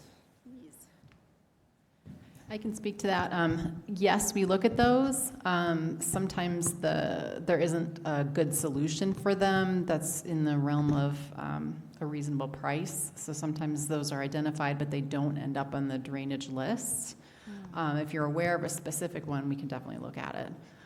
But that's certainly something that our team responds to year-round. And if there is something that looks like it's related to a storm system improvement that we can do, we will put it on there. Okay, thank you. Thank you. Absolutely. Some of the other projects are some master plan studies that we'd like to do with Mile High. We have a ditch company in the city, the Yoakum Ditch, and that ditch runs throughout most of the southern part of the city. It includes not only irrigation water, but stormwater, and that's become an issue because they've built the system with corrugated metal pipe, which does not last a long time. So we're seeing a lot of failure, and so we're working with them to improve those pipelines. Some of the yellow projects, we have some stormwater facility aeration projects. We have a number of stormwater facilities across the city. They are called lakes. A lot of our residents live around these facilities and would like for them to be nice to live by. So some of them have some aeration issues. They don't smell so great because they have algae growing in them, and this would put aeration equipment into those lakes, those facilities, to keep the water moving so there's oxygen, so there's less algae growing and then rotting and then smelling. I think we have about 11 of those across the city, and they were marketed as a lake when developments were being built, and they are stormwater facilities. So there are no bodies of water in the city that serve any function for just aesthetics. They are water supply or stormwater. So we have some more improvements. Bypass number 1 is less important to us than bypass 2. We're looking at feasibility studies. So how do we, right now we're doing that one actually, what do we do with some of our master planning, and then how do we implement that going forward? So those are the stormwater projects, fewer in number, very important to the stormwater team. Not as directly impactful to our residents. It's not in your house, but when you drive down the street and you can't because there's a sinkhole or it's flooded, that also causes problems to our residents. Total 2025 is $3.3 million. The 10-year total is $36 million. A small fund, so the impacts for rates and debt are much higher than they are for the water and sewer funds.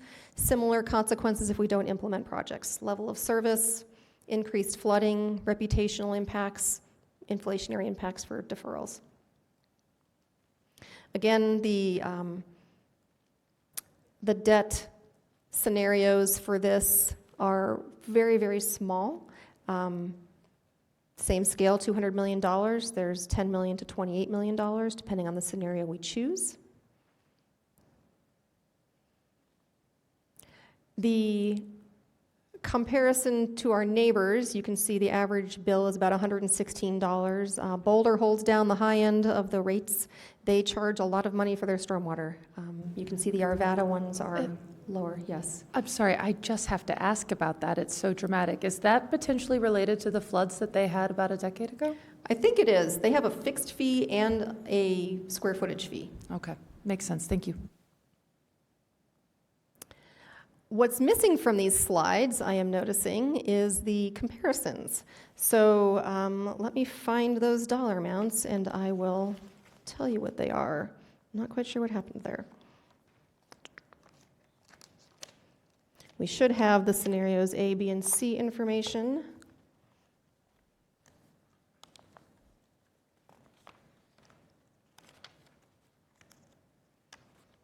Okay.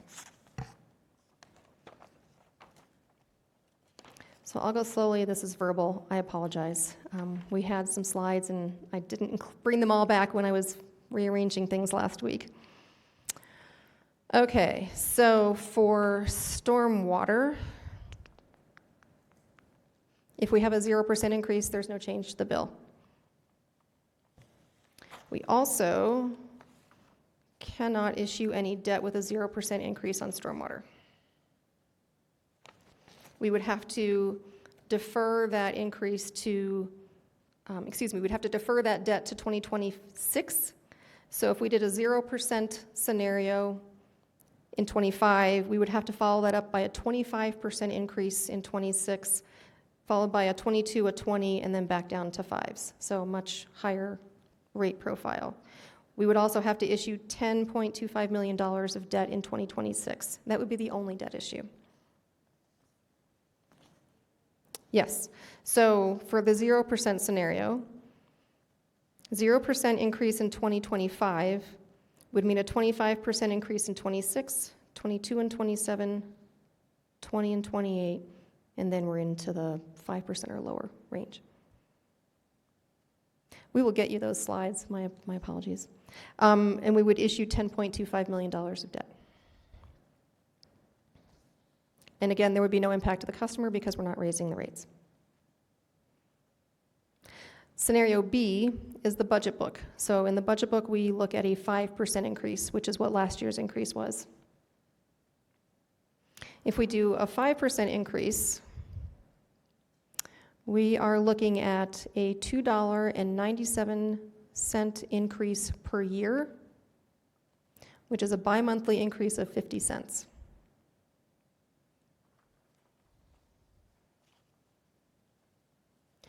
That rate profile, if we do a 5% in 2025, it would be a 13.75% increase in 26, 12 in 27, 10% in 28, and then we would go to 8% and then some 6s, 5s, and 3s.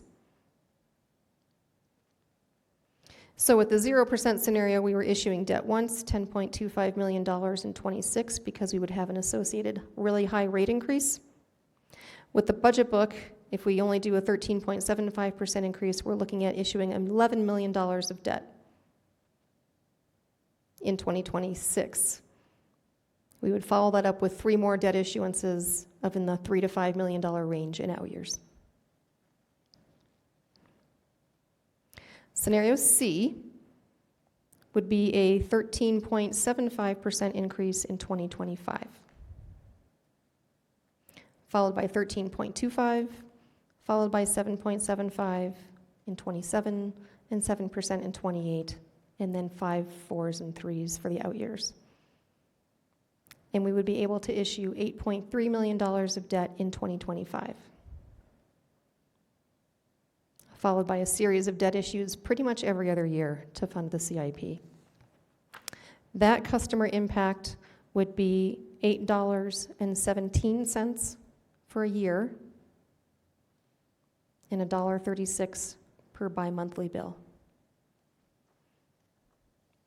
So things to consider.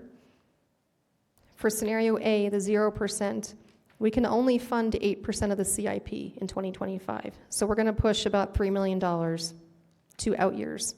We can't load it all into 27, that's too high, so we split it up between the other 2 years. 25%, 22%, and 20% increases mean that at the end of 20 years, we are likely over collecting revenue. So I'm not making recommendations, but this would be something that you might want to consider. In the budget book, we would only be able to do 12% of the CIP. We would have to move about $3 million to 2026, which is why we would be issuing debt in 2026. In the fully funded scenario C, we could do all of the CIP. We are just going to be issuing debt every other year to accomplish that CIP package. So if you look at, and I believe it's up here, the debt, which is on the same scale and really tiny. Scenario A, 0%, we're not issuing very much debt. Scenario C, the fully funded CIP, is the highest debt package over 10 years. Quickly, looking at scenario A, B, and C here. So you've told us what it is, increase per year, per month. Just some back of the napkin math here. If we're looking at scenario A, for instance, which is the lowest debt increase, we kind of get everything funded up front and get it out of the way. Yes, we see a significant increase, 25%, that seems jarring, but if 13.75 is basically 25 cents a month, then are we basically looking at $1.25 a month next year? Somewhere around there. Oh. The stormwater rate is not, the percentages are high, and yes, they're high for a reason. The stormwater rate is $0.0031 per square foot. And so we look at all of our customers. Back in 2013, we assessed the impervious area for all of our customers. What is your impervious area? What is yours? We charge you based on that. And so it's a very small dollar amount. But yes, it would be a small impact, even though there are high rate increases. Okay. Does any council want to ask any thoughts, clarifying questions, direction? Councilmember Marriott. Couple of things. First, I want to ask you about, you've got a couple projects on here, these Ralston Creek at Ward Road, and is that cooperatively done with Mile High Flood District, or is that us just taking that on and doing that ourselves? That one is just us. Okay. And so why is that the case? Is it just we haven't applied for a project through them on that, or we feel like we have to do it sooner than we can get through their process? Why are we not doing it that way? I do not know, but Sharon. I do know this one. I don't know all of them, but I happen to know this one. So it is related to the condition of the bridge that crosses the creek at Ward Road. So the bridge itself is in poor condition, and so the proposal is that we would do stormwater improvements in parallel with a bridge repair. Okay. And so this stormwater project is just the stormwater part of it. It's not the bridge part of it. Yes, but that is driving the timing. For the bridge out of it. Okay. Yeah. I just as a note here, I would encourage us to, unless we absolutely can't, make sure we always do our stormwater projects with Mile High Flood District. Our residents are paying into Mile High Flood District. It's just like Dr. Cog or some of these regional organizations that if we don't play, our residents are just subsidizing other people. And so I would hope we would be absolutely mercenary about that, about applying for every project and getting every penny that our residents pay in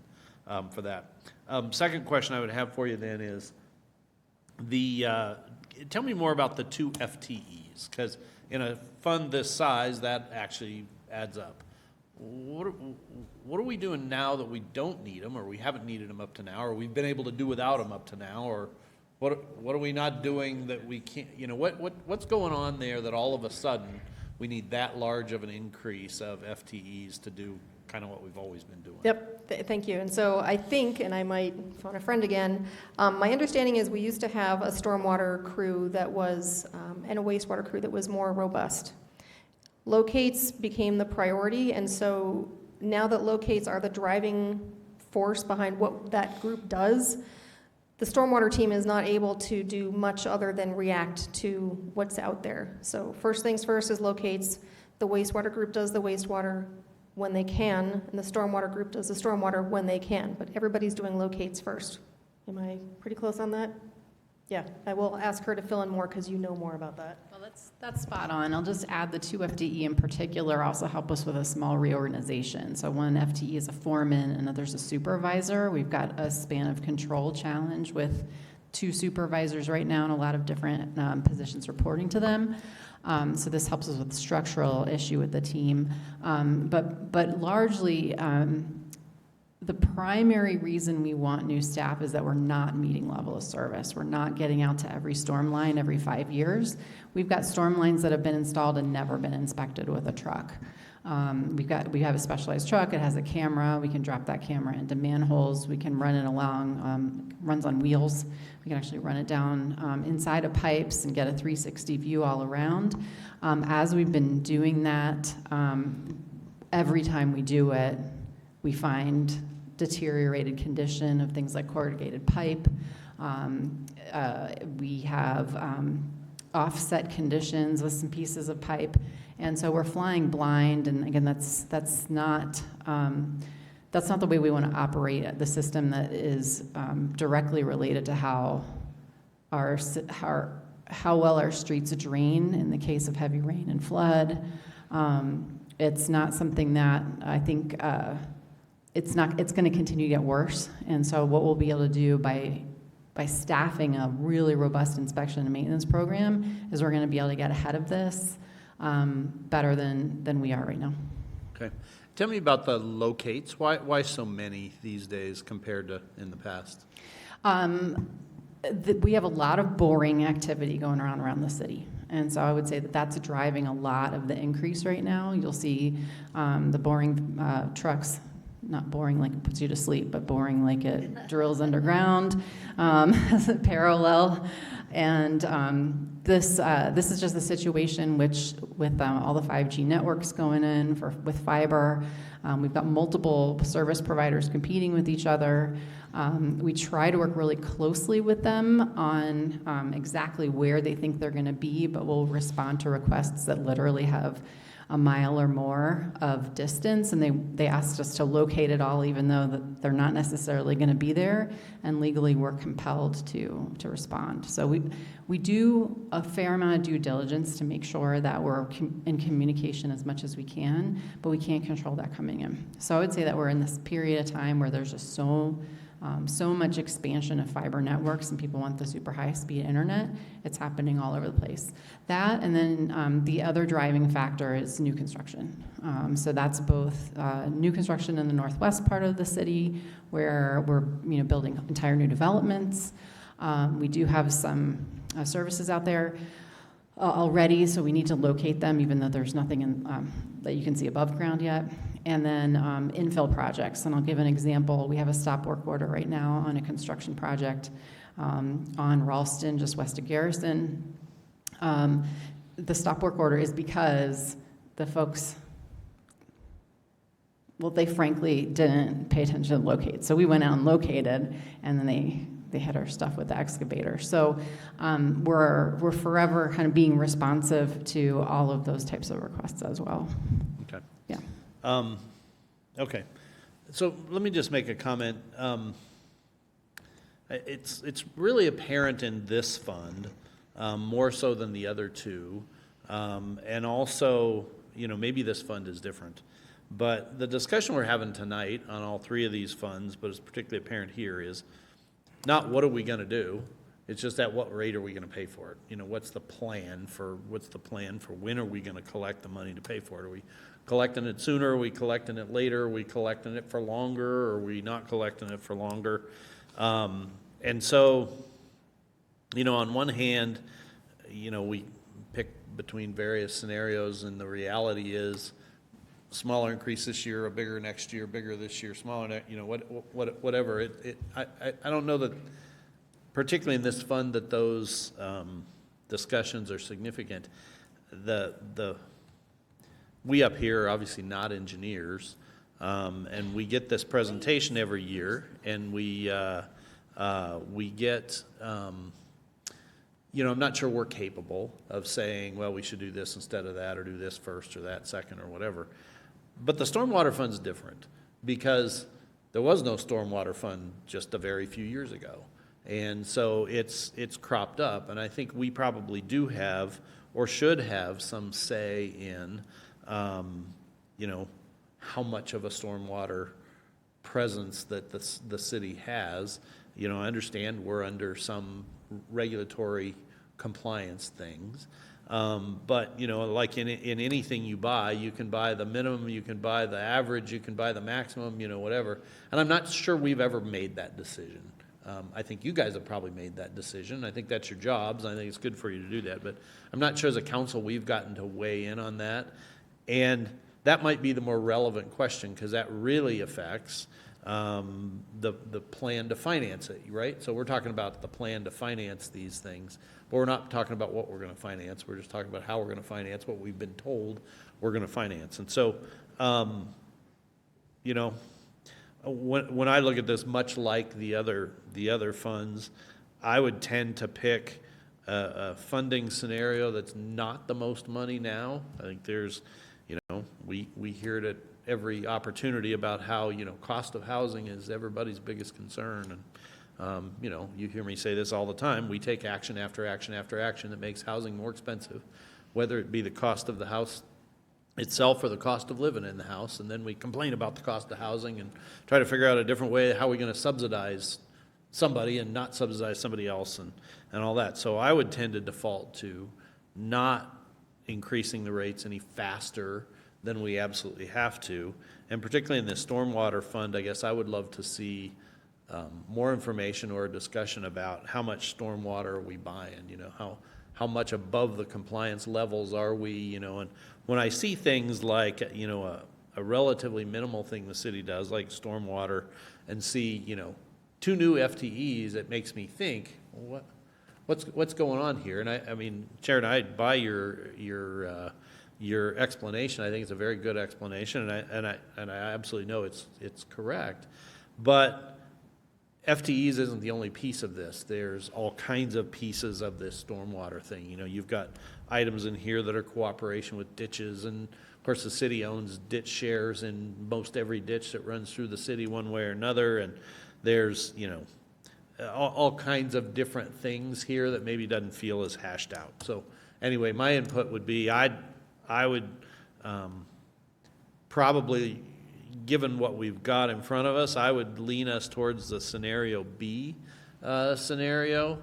And I would like to have I'd love to see a more in-depth discussion on exactly what are we buying, how much are we buying sometime in the future, so that in subsequent years, in future years, maybe the decision about how you finance what you're buying is a little easier if you know what you're buying and know why you're buying what you're buying. So, Councilmember Davis.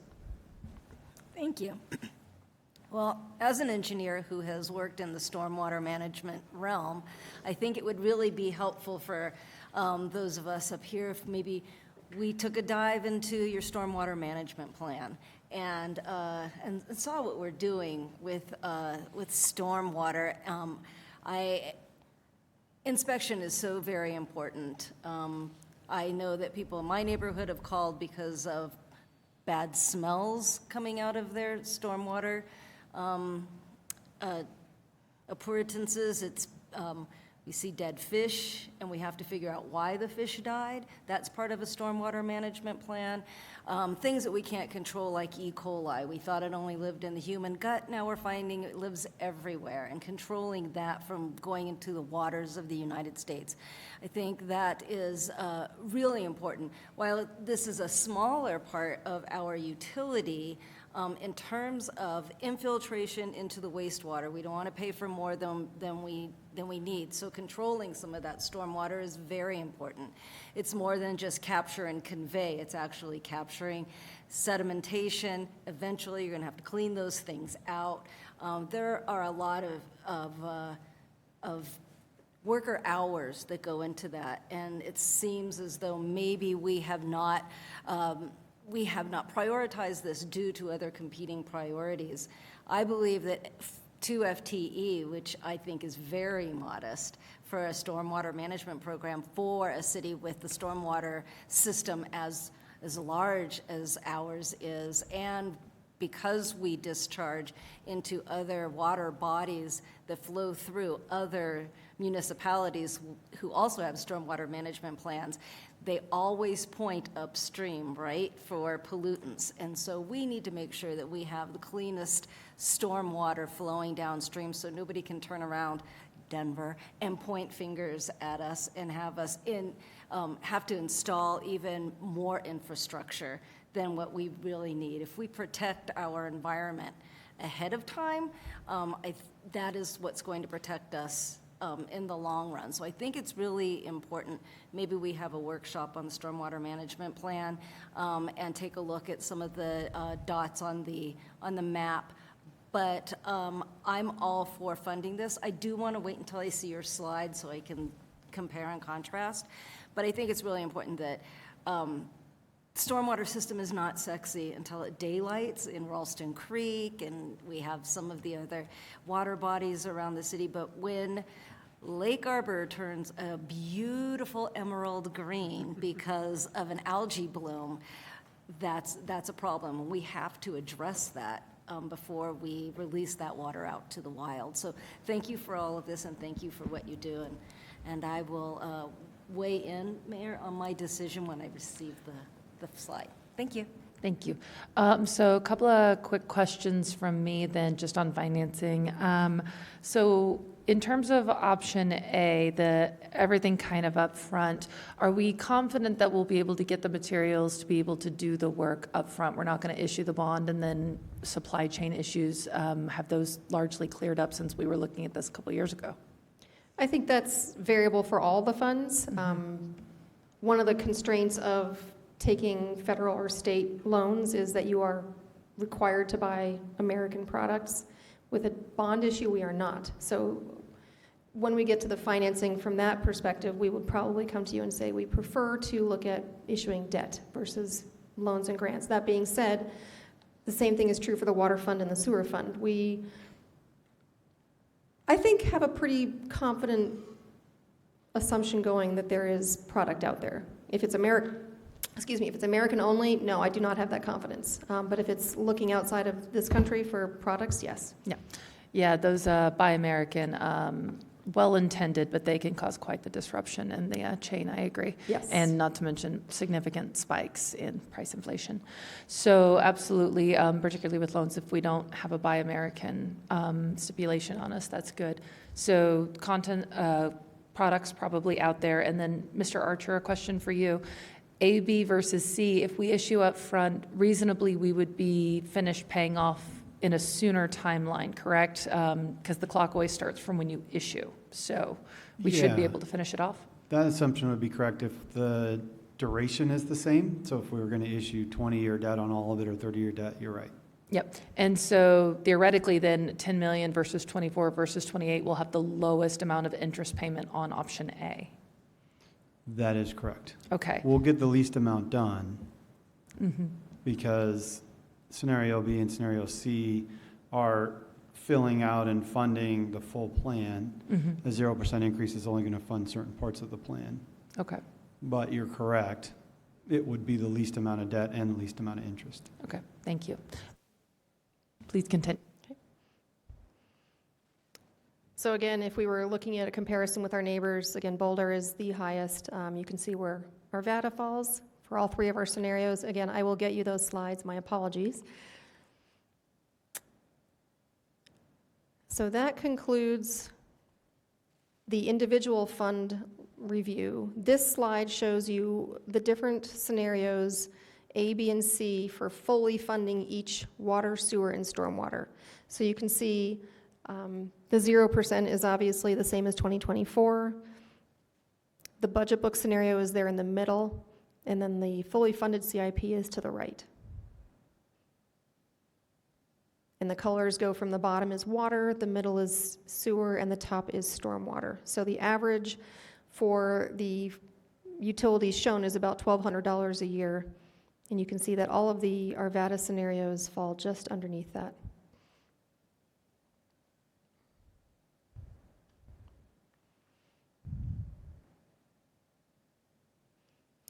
So we are finished with the individual fund discussions. There are about 10 more slides of other information to provide. I will go quickly. Wanted to talk to you a little bit about affordability and assistance programs. So we have talked to you in the past about whether our bills are affordable or not. We would do some review of that. We can provide that information here. What our assistance programs are, you asked us to come back with some options. So affordability, we're looking at through two lenses. There's industry benchmarking, so the EPA, and Industry Water Association, the AWWA, have a variety of models. There are about 15 models out there that also include case studies. So we have benchmarking for one lens. The other lens is how much demand do we have? How many households have indicated a need? How many households are current programs supporting? Is there an unmet demand for assistance? So for some context, we wanted to show you an overall, this is a mashup map. It shows you both the median household income for the city and a look at some disadvantaged community components of the city. All of this to say that we have a wide variety of incomes in our city. So you can see with the green colors, those are the income levels. So the dark green shows the highest income parts of the city. When you get into the medium and lighter colors, those are the lower income parts of the city. White is the lowest, and that's $52,000 to about $78,000 of income per year. In the circle, you'll see the crosshatch red and white colors, and that's a combination of two things. One is Justice 40, which is a federal government designation of communities that are considered to be disadvantaged and should have 40% of federal benefits directed towards them. The other is an environmental justice index that is created by a combination of information from the CDC, the Census Bureau, Mine Health and Safety, I'm forgetting one, but it looks at what are the environmental impacts on communities across the country, and this part of the city has a combination of Justice 40 or J40 and environmental burden that the rest of the city does not. For some other context, there are parts of the state, Commerce City, Brighton area, Pueblo, Baca County, some counties out on the western slope. Not very many have this environmental burden that we're seeing in this part of the city. So again, we want to make sure that we are addressing all of the residents of our city. I have a quick question about that. So deep southeast Arvada makes a ton of sense. That's our light industrial district for environmental burden. But I'm curious about this section more to the west along Wadsworth Boulevard. You can see the curve there, so that tells you where the bypass goes. Lamar Heights, and is that Lower Scenic Heights there? What's the environmental burden of this area? Is it Wadsworth, the pollution from the cars? It's air pollution, so that horizontal piece that's chopped up, that's more of the Justice 40 section. Those three taller columnar areas, those are all air pollution. A combination of ozone, diesel particulate matter. I'm trying to think of the other one, but it was all an air pollution. Probably related to impact. Wadsworth then, the heavy traffic there? It doesn't say, and I'm not sure. Interesting. I don't know if it's a plume from something like the wind always blows in one direction and therefore this part of the city is impacted. Yeah. We also didn't include where it shows up outside of the city. It does show up more to the east, so there's more east of there. It also goes further south, and I did hear some whisper from the room, the train. Good suggestion, whoever that was. That is a possibility. So different incomes across the city, some different challenges across the city. So the EPA suggests that affordability means that your basic water service costs should be less than 2% of the median household income, which in Arvada is $110,000 a year. So 2% of that is about $2,200 a year, and the proposed option C, which is a fully funded single-family home with irrigation, was the $1,200 a year. So we are well below that 2% that the EPA uses as a benchmark. The AWWA uses a much more sophisticated model. They're looking at percentile of household income and federal poverty levels. We're still doing some research on that, but that gives you a little bit of a context of where our rates are compared to what the EPA is looking at least for an affordability metric. If you look at who offers what across the Front Range, we did some research. Not all of the cities are shown here. There are about 7 to 10 utilities that don't offer anything for affordability or assistance programs. So you can see things from payment plans to bill equalization, which means you pay the same amount every month, hardship credits, bill credits, leak repairs, and then referrals to nonprofits across the Front Range or locally. Many of these require some income qualifying criteria, and again, there are a bunch of utilities that don't offer anything. So if we look at usage of Arvada's programs, you can see on the left-hand side we have the years, and across the top we have the different programs. The federal funds ran out last year, but we helped about 143 households. We've had a varying amount of bill payment plans, a varying amount of equalization plans. We've had a small number of hardship credits, and then we do send customers to the Jefferson County for liens. If folks don't pay their bill and it reaches a certain dollar amount, we put a lien on their property through the county. So all of that to say we have several options for you, which range from don't do more than we're doing now, do less, and do a whole lot more. So option one would be strictly refer our residents to local nonprofits for assistance. Community Table is an option. Other charity organizations are out there, and we could also do nothing. We could just say, please contact these following organizations. The second option is to maintain our existing programs. So again, our hardship credits of $100, our bill equalization, our bill arrangements, that's currently done by the utility billing team. We would continue to do that work. Number three is, again, Councilor Pfeiffer, your idea of having neighbors help neighbors. So could we create a roundup option on your bill? You check off that, yes, I'd like to move my bill from $10.50 to $11, and that 50 cents goes to help my neighbor who's struggling. We're looking at that. We do know that we would pay something to our software system to make that upgrade to our ability to do that. That would be about $50,000 for us to do that. We would also need some staff to do that because it would be QA/QC and at least checking to make sure that the right money was going to the right people.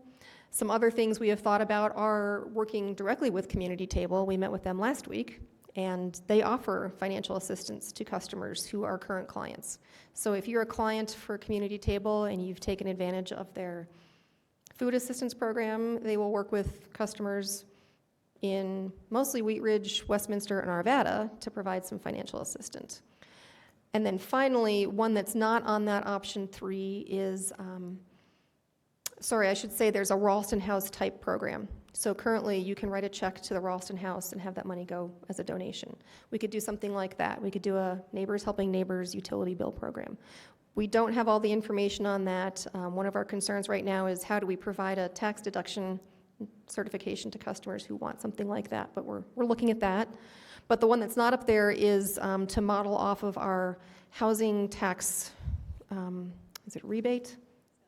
Sales tax rebate program for housing. So if you meet certain criteria, then we give you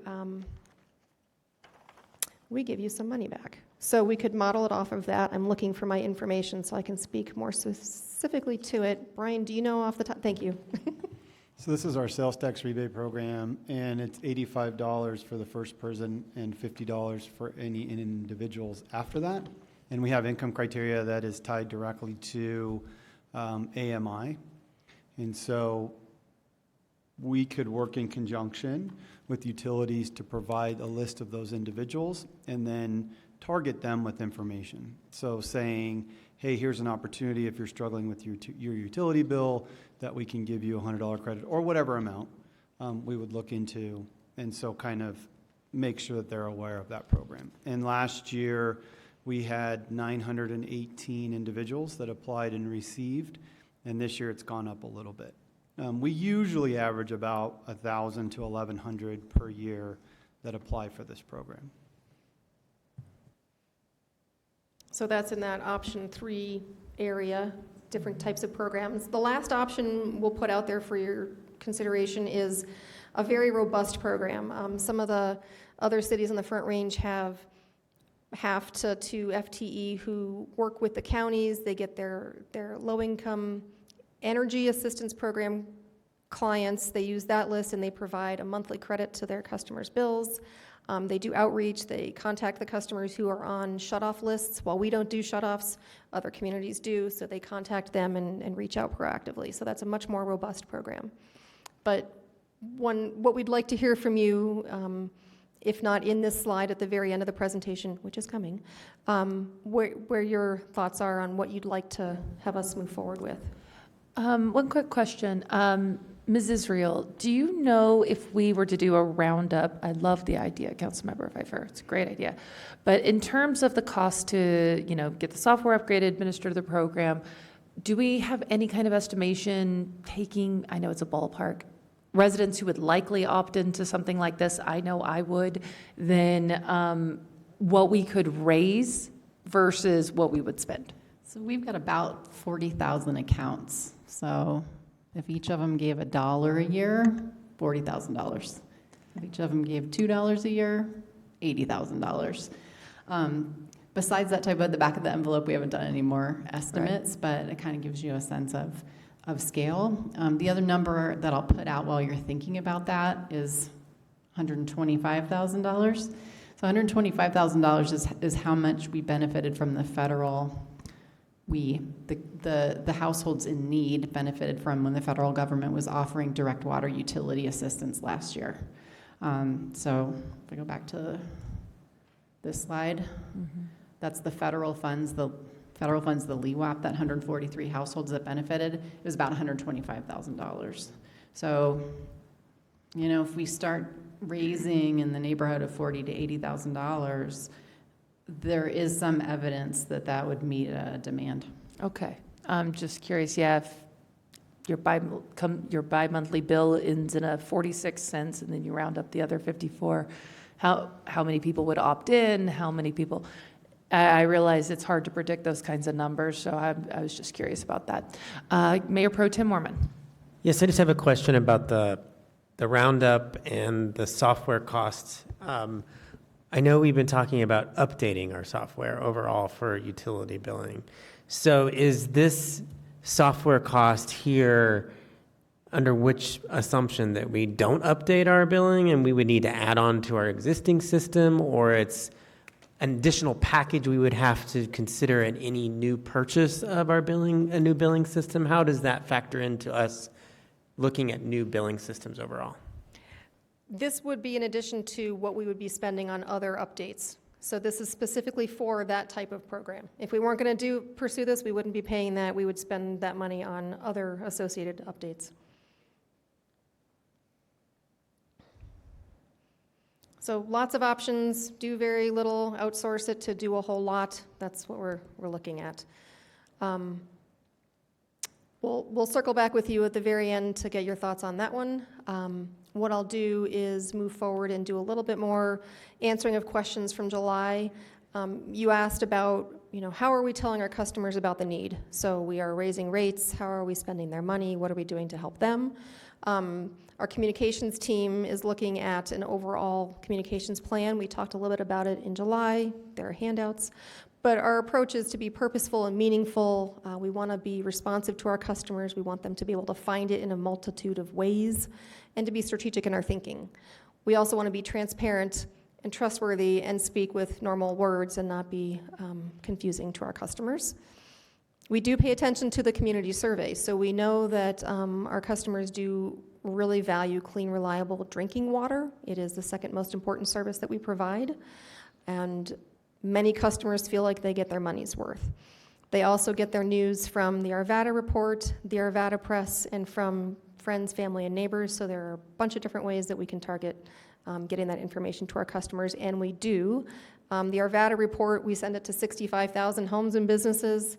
We have an article about the utilities, and at least one article in the issues. We always put in the next year's rates and fees in that December and January issue. And then in the Arvada press, we usually have an annual article about the why, about rate increases. That started primarily in 2022 because our increases were more significant than historic.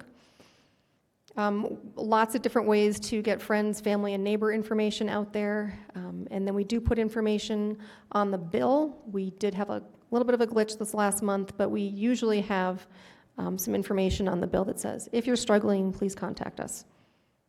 And the graphics are from our communication plan that we have created so that we can give our customers some ideas like a penny per gallon. That puts some things into context. Mayor Pro Tem Mormon. Yeah, I just wanted to clarify something I thought I heard you say earlier in regards to how we're marketing our assistance programs in particular, that we are doing more now than we have done in the past. Is that accurate? That is accurate. And then I also thought I heard you say that we're seeing a result in Yes. that more people are now participating in different ways. Yes, I'm going to look back at Debbie, who says yes, she manages those Okay. programs. We didn't have information on the city's website for quite a while, and now we have something that says, if you're struggling, please call us. If you would like to pursue some arrangement, please call us. It's not as specific as we have these programs, but call us, we'll talk to you. We'll And so figure now something more out. people are calling as a result. Yes. Okay, thank you. And again, thank you for the funding support. You know, to go back to the fact that we've been doing more outreach since 2022 because we've been raising rates to cover the need. We've been spending the money that people have been paying us. So in 2023, we spent a lot of money on stormwater. We finished the Lake Arbor restoration. We finished the Ralston Creek stabilization. We finished a bunch of pipe replacement and sinkhole repairs. Yay. We're still moving on the North Trunk Line and Central Ralston Line. We spent about $3 million in 23 on 3 of those projects. And we spent $46 million in 2023 for water projects. So we're spending the money that we're receiving, which I think is important to demonstrate. We don't want to increase rates and sit on money. We want to get that money out the door so it's helping our customers. So I am going to turn back to Sharon to finish up the presentation. I will collect all of my paper. All right, we're going to try to come in under 3 hours. All right. Well I done, know. Ms. I'm Gray. going to try to bring this home. I just want to thank all mayor, members of council for the time tonight. We talked a lot of numbers. We talked about some possibilities for the future that we could assist our customers. I'm really grateful for your support on the vision that we have to have reliable and sustainable utility service. So I'm going to try to make this quick to wrap it up. Here's what I heard, what I think we should bring in September, and let me know if I missed something. We talked about the water fund options, A, B, and C. There was not support for A, which is a 0 increase.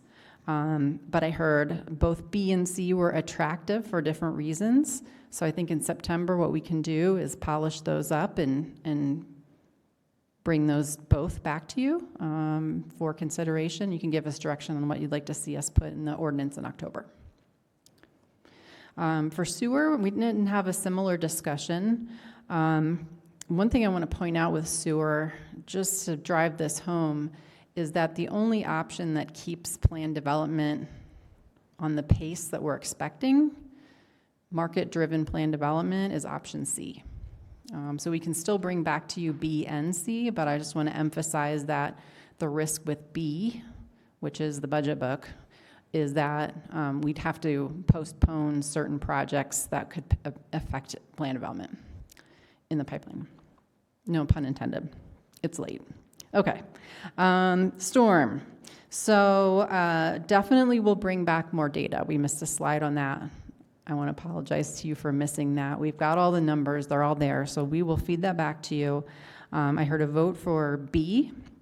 I also heard a couple of suggestions, and I love this, that we'll come back and do a more detailed workshop on how we manage stormwater in the city. What does that stormwater management plan look like? What are we staffing in terms of operations, maintenance, regulatory compliance? I've got some really ugly pictures I'd love to show of the condition of some of our pipes out there and some of the sinkholes that we've seen. So we definitely want to, I'd like to suggest we can be responsive to that and do a workshop on stormwater program in general. I'd like to suggest that we'll come back with both B and C for that one too. Okay. Yes, I'm seeing nodding heads, okay. And then we shared some thoughts on assistance, and I know that we ran, this is a long presentation. So what I'd like to suggest in September is we'll bring back maybe a little bit more thinking around what a Roundup program, Neighbors Helping Neighbors program could look like. I'm seeing nodding heads. I think that we can do that. We'll sharpen our pencils. A couple of things that we also talked about were things that I'm going to call low-hanging fruit, where we could use existing systems to refer folks to our existing programs. It's kind of an extension of that idea of advertising or trying to get the word out that this is available. We did have a great conversation with the community table team last week, and they're prepared to act really quickly to start recommending that folks who are reaching out to them for things like rental assistance or other direct financial assistance, if they are also paying a utility bill, that they should contact the city and work with Debbie's team. And so we'd like to just get started on that referral. It kind of fits, I think, with what we're already doing. So we can talk to you more about that, and we're getting late. We can talk to you more about that in September. And then similarly, as Brian was describing, we currently have a city program that identifies households that would benefit from a sales tax rebate. We can talk more about what that could look like to do, again, more of a referral, not necessarily even growing the program right now, other than just trying to make those folks aware of what we do have and do a little more direct outreach to them. So again, I'm seeing some nodding heads. I think we'll come back next month with some more details on that. Is there anything I missed? Councilmember Marriott. Yeah, I didn't get to weigh in on the assistance program, so let me just give you my thoughts real quick. I think, your chart shows that we're currently doing at least as much as anybody else, if not more, than the people you compared in that chart anyway. I think, unique ideas like a Roundup program and all that seem fine, provided they can be done in an efficient way. You were showing that $50,000 worth of software and a half an FTE. Well, you know what a half an FTE for a city employee is? 40 or 50 grand a year. So if it only raises 50 grand a year and you spend 50 grand a year administering it, you're kind of not getting anywhere. It's like a charity that spends all the money on itself, just maintaining the monster, and doesn't really ever do its mission. So I would want us to be cautious of that if we're going to start giving away money, doing charity with other people's money, because that's what we would be doing, is we're, forcing people to do charity with money that they're not necessarily choosing to do, that at the very minimum it be incredibly efficient. Like if we've got to do a half an FTE to do it, it makes no sense. Zero, absolutely none. So I think we got to be careful with that. And I think there's particularly, this council seems to be very enthralled with that kind of stuff. But I think when it comes to these basic things, basic city services that the city provides, that we all pay for it equally. And I mean, with water and sewer and stormwater, we're all metered on the amount we use. And so someone who's of extraordinarily low income, they can be very careful with their water use. And if you're Mr. Pfeiffer's family, apparently you don't have to be careful with your water use at all. But it's individuals have a way of impacting their utility bills somewhat by their behavior, and I think we really go down a bad path when we start becoming more interested in how do we subsidize some with the money of others without their voluntary compliance with it. So, it's voluntary. If somebody raises, rounds up, I think that's a good idea. But boy, I'd hate to see us actually paying the bills with 20% of the money we collect, or only 30%, or even 50%, or even 60%. I mean, if it's costing more than 10% to operate, I don't see how it makes any sense whatsoever. It just seems like that's just wasteful. So anyway, my input, I guess we'll talk about it more at the next time. And quickly, my understanding was that this is a voluntary opt-in. Mr. Pfeiffer, that is your idea. Correct. Okay, so it's not we're not forcing people to roll up. It's, you can choose to or not. So but I do agree with the point that that's what I was getting at with my question about how much would it cost, how much do we think we could raise? Because he makes a very valid point about the value of a FTE to 15 to 25 hours a week and as well as the software maintenance. So I also want to make sure we believe that we would raise more than we would spend into the fund. Otherwise, it would make more sense for us to apply our resources elsewhere. Absolutely. Councilmember Ambrose. Yeah, I had some questions on the program usage. Do you have any idea why the number of liens doubled from 22 to 23 and then tripled the year before that? Because I recognize a good dynamic of communication to getting people to use the utility bill programs, but then that program was like half in 23, but then the liens doubled. So I'm just wondering what's going on. Is it macroeconomic, people's financial situations are deteriorating so bad, or they're just not using the programs as much? We're looking closely at that, but one of the answers that explains that lean trend is COVID. So in 2020 and 2021, we stopped doing the aggressive shutoffs that we had been doing prior to COVID. Part of the driving factor for that was public health, so that we didn't want to have households, especially when things were shut down, who couldn't wash their hands, flush toilets, things like that. What I think has started to happen, and especially last year as we saw it go from 100 to 200, is that customers realized that we weren't doing shutoffs. And so they reprioritized their bill payment decisions. 200 liens is still 0.5% of our total number of households, so it's still a pretty small number, but that is, I think, again, COVID is the primary driving factor, is once we stopped doing shutoffs, then we started to see end-of-year accumulation of non-payment that resulted in a lien.